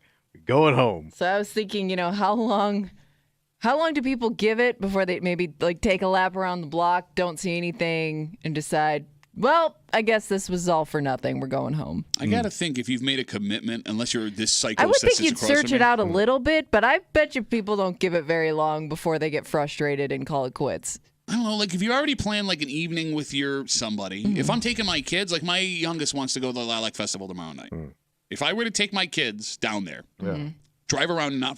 We can't find parking. We're going home. That's not a. Yeah, that's but not I mean, how long do you drive around? Let's say you're Till I driving find a around for spot. like 15 minutes. You're still gonna keep trying. I'm not going to have a choice. If I tell my wife and kids that we're going, You've committed. that we're going. But anytime you're going to a local event and there's at least one person in a car that's looking for an out. Oh yeah, absolutely. You know what I mean? I'm that Yeah, person. yeah, let's go. Let's go. Yeah, you tried. No, yeah, you did your best. Let's get out of here. Even if there was a legitimate out, I have to get through that out to make my wife and kids happy. Yeah. And I would think, Kimmy, if you were going to go to a show you wanted to see, and you drive down there, your husband drives around for 10 minutes and goes, no I don't parking. know. Like, if we're not coming up with anything, I think we would both be willing to call it quits. Really? Yeah. They're the yeah, quitters. I bet you. You drove home from Pittsburgh. I know. But it wasn't I had the $5. She I will wasn't going to say let me if there spend is, it. if there's a That was a lie. You've never had $5 for your wife. if there is a pay to park option, if it's under a certain price. What are you, Tommy now? What's your I price don't for parking at the Lilac If it's Festival? like $20, I'm out. $20? Yeah. Seriously? Yeah. So if it's 15, which is like a borderline Yeah, 15, payment, okay, do you we'll make drive it around work. and look for a cheaper option, or Oh do you no, jump in? no. Like once we've gotten to this lot, I'm not dealing with traffic or anything after that. Because I know if I'm in that car and I see 50, she goes, it's got to be 10 up the street. And we're going to go up there, lot full, come Yeah. back. Now it's 20. Too late. Changed it on you? I can't believe you wouldn't spend $20 to No, park your no, car. it's not. No. And I'm also a valet guy, but like my wife hates when I do all that stuff. Well, yeah, because that's just obnoxious. No, it's That's so unnecessary. nice. Bro, you There's don't nowhere need- here that you Thank need to valet. Wintertime, Thank you. I get my ride scraped and heated. Wow. Cool. But this is like, are you talking about at the mall where there's literally like a parking spot like right over there? I'll do it at the airport. I'll do it any place I can. Hospital. Bro, that's the most obnoxious of all. Why? I'm trying to, I pull my car right up, push the 6 people aside, and step out of my ride. 252 WCMF. Apparently, according to a story on 10 NBC, there's been parking problems down by the Lilac Festival. The rain has made the traditional grass lot at South Goodman and Elmwood unusable. Yeah. So folks, despite the barricades that are up saying road closed, have been driving around them and parking in these neighborhoods. It is funny, right? Like, after a little while, folks figure out that you're not going to tow them, right? Like, all the years of those signs Yeah. did nothing. Do they still charge for parking at the distillery parking lot? I always wondered how that worked. I would think they would because you're tying up for customers. No, what I mean is like I'm surprised they even sell parking spots because that distillery gets really busy on like a Right. Saturday and a Sunday, right? Yeah, so like, true. where am I supposed to park if you've sold the parking spot to the Lilac Festival, but I want to go to the distillery or Pellegrino's to go eat? You might be screwed. That's what I'm saying, man. Yeah. I'm trying to get me some robot lunch. They got that Robot, robot. forgot, They got yeah. that robot waiter over there. Wow. Which, by the way, can't even park the robot waiter on the street. No. He's screwed. Or she. Yeah, I mean, I don't think it matters with the robot. We come back, we wrap it up. We tell you what we're doing tomorrow next here at the break room on CMF.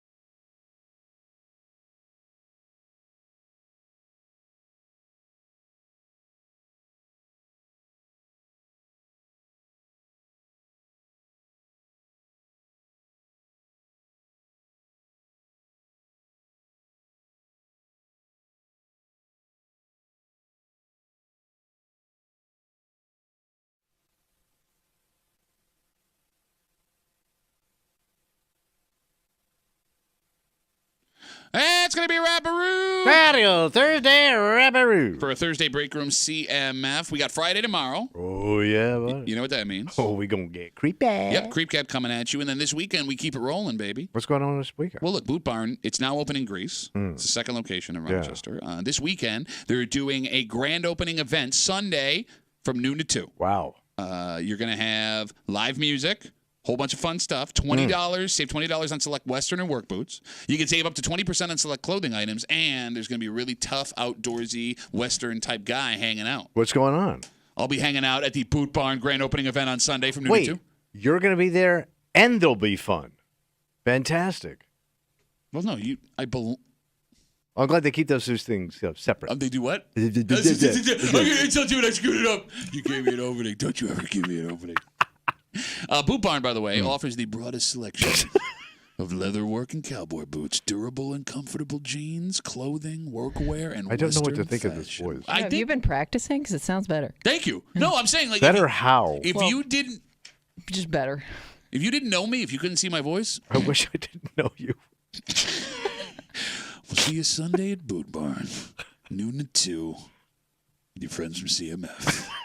By the way, that is off West Ridge Road in the Compson Square Shopping Center. Boot Barn. Oh, yeah. I got to get out of the way. For Kimmy, who is doing the best she could to actually give good advice when it comes to I tried. Girls Good dating. luck. Yeah, thank you. I appreciate it. For Tommy Muley, who every time he opens his mouth, you realize doesn't know anything There's about a lot of creepy anything. things about kids today. Seriously, man. It all started with the bosom elective. It was just a slam on you. You took it too far. No. She took it too far. She's talking about her teenage selfies. I'm talking about her bosoms. Pardon me, ma'am. You're too young to be ma'am. Pardon me, gal. My name's Pat Duffy. We'll see you tomorrow morning in the break room, 6 a.m. on 96.5 WCMF.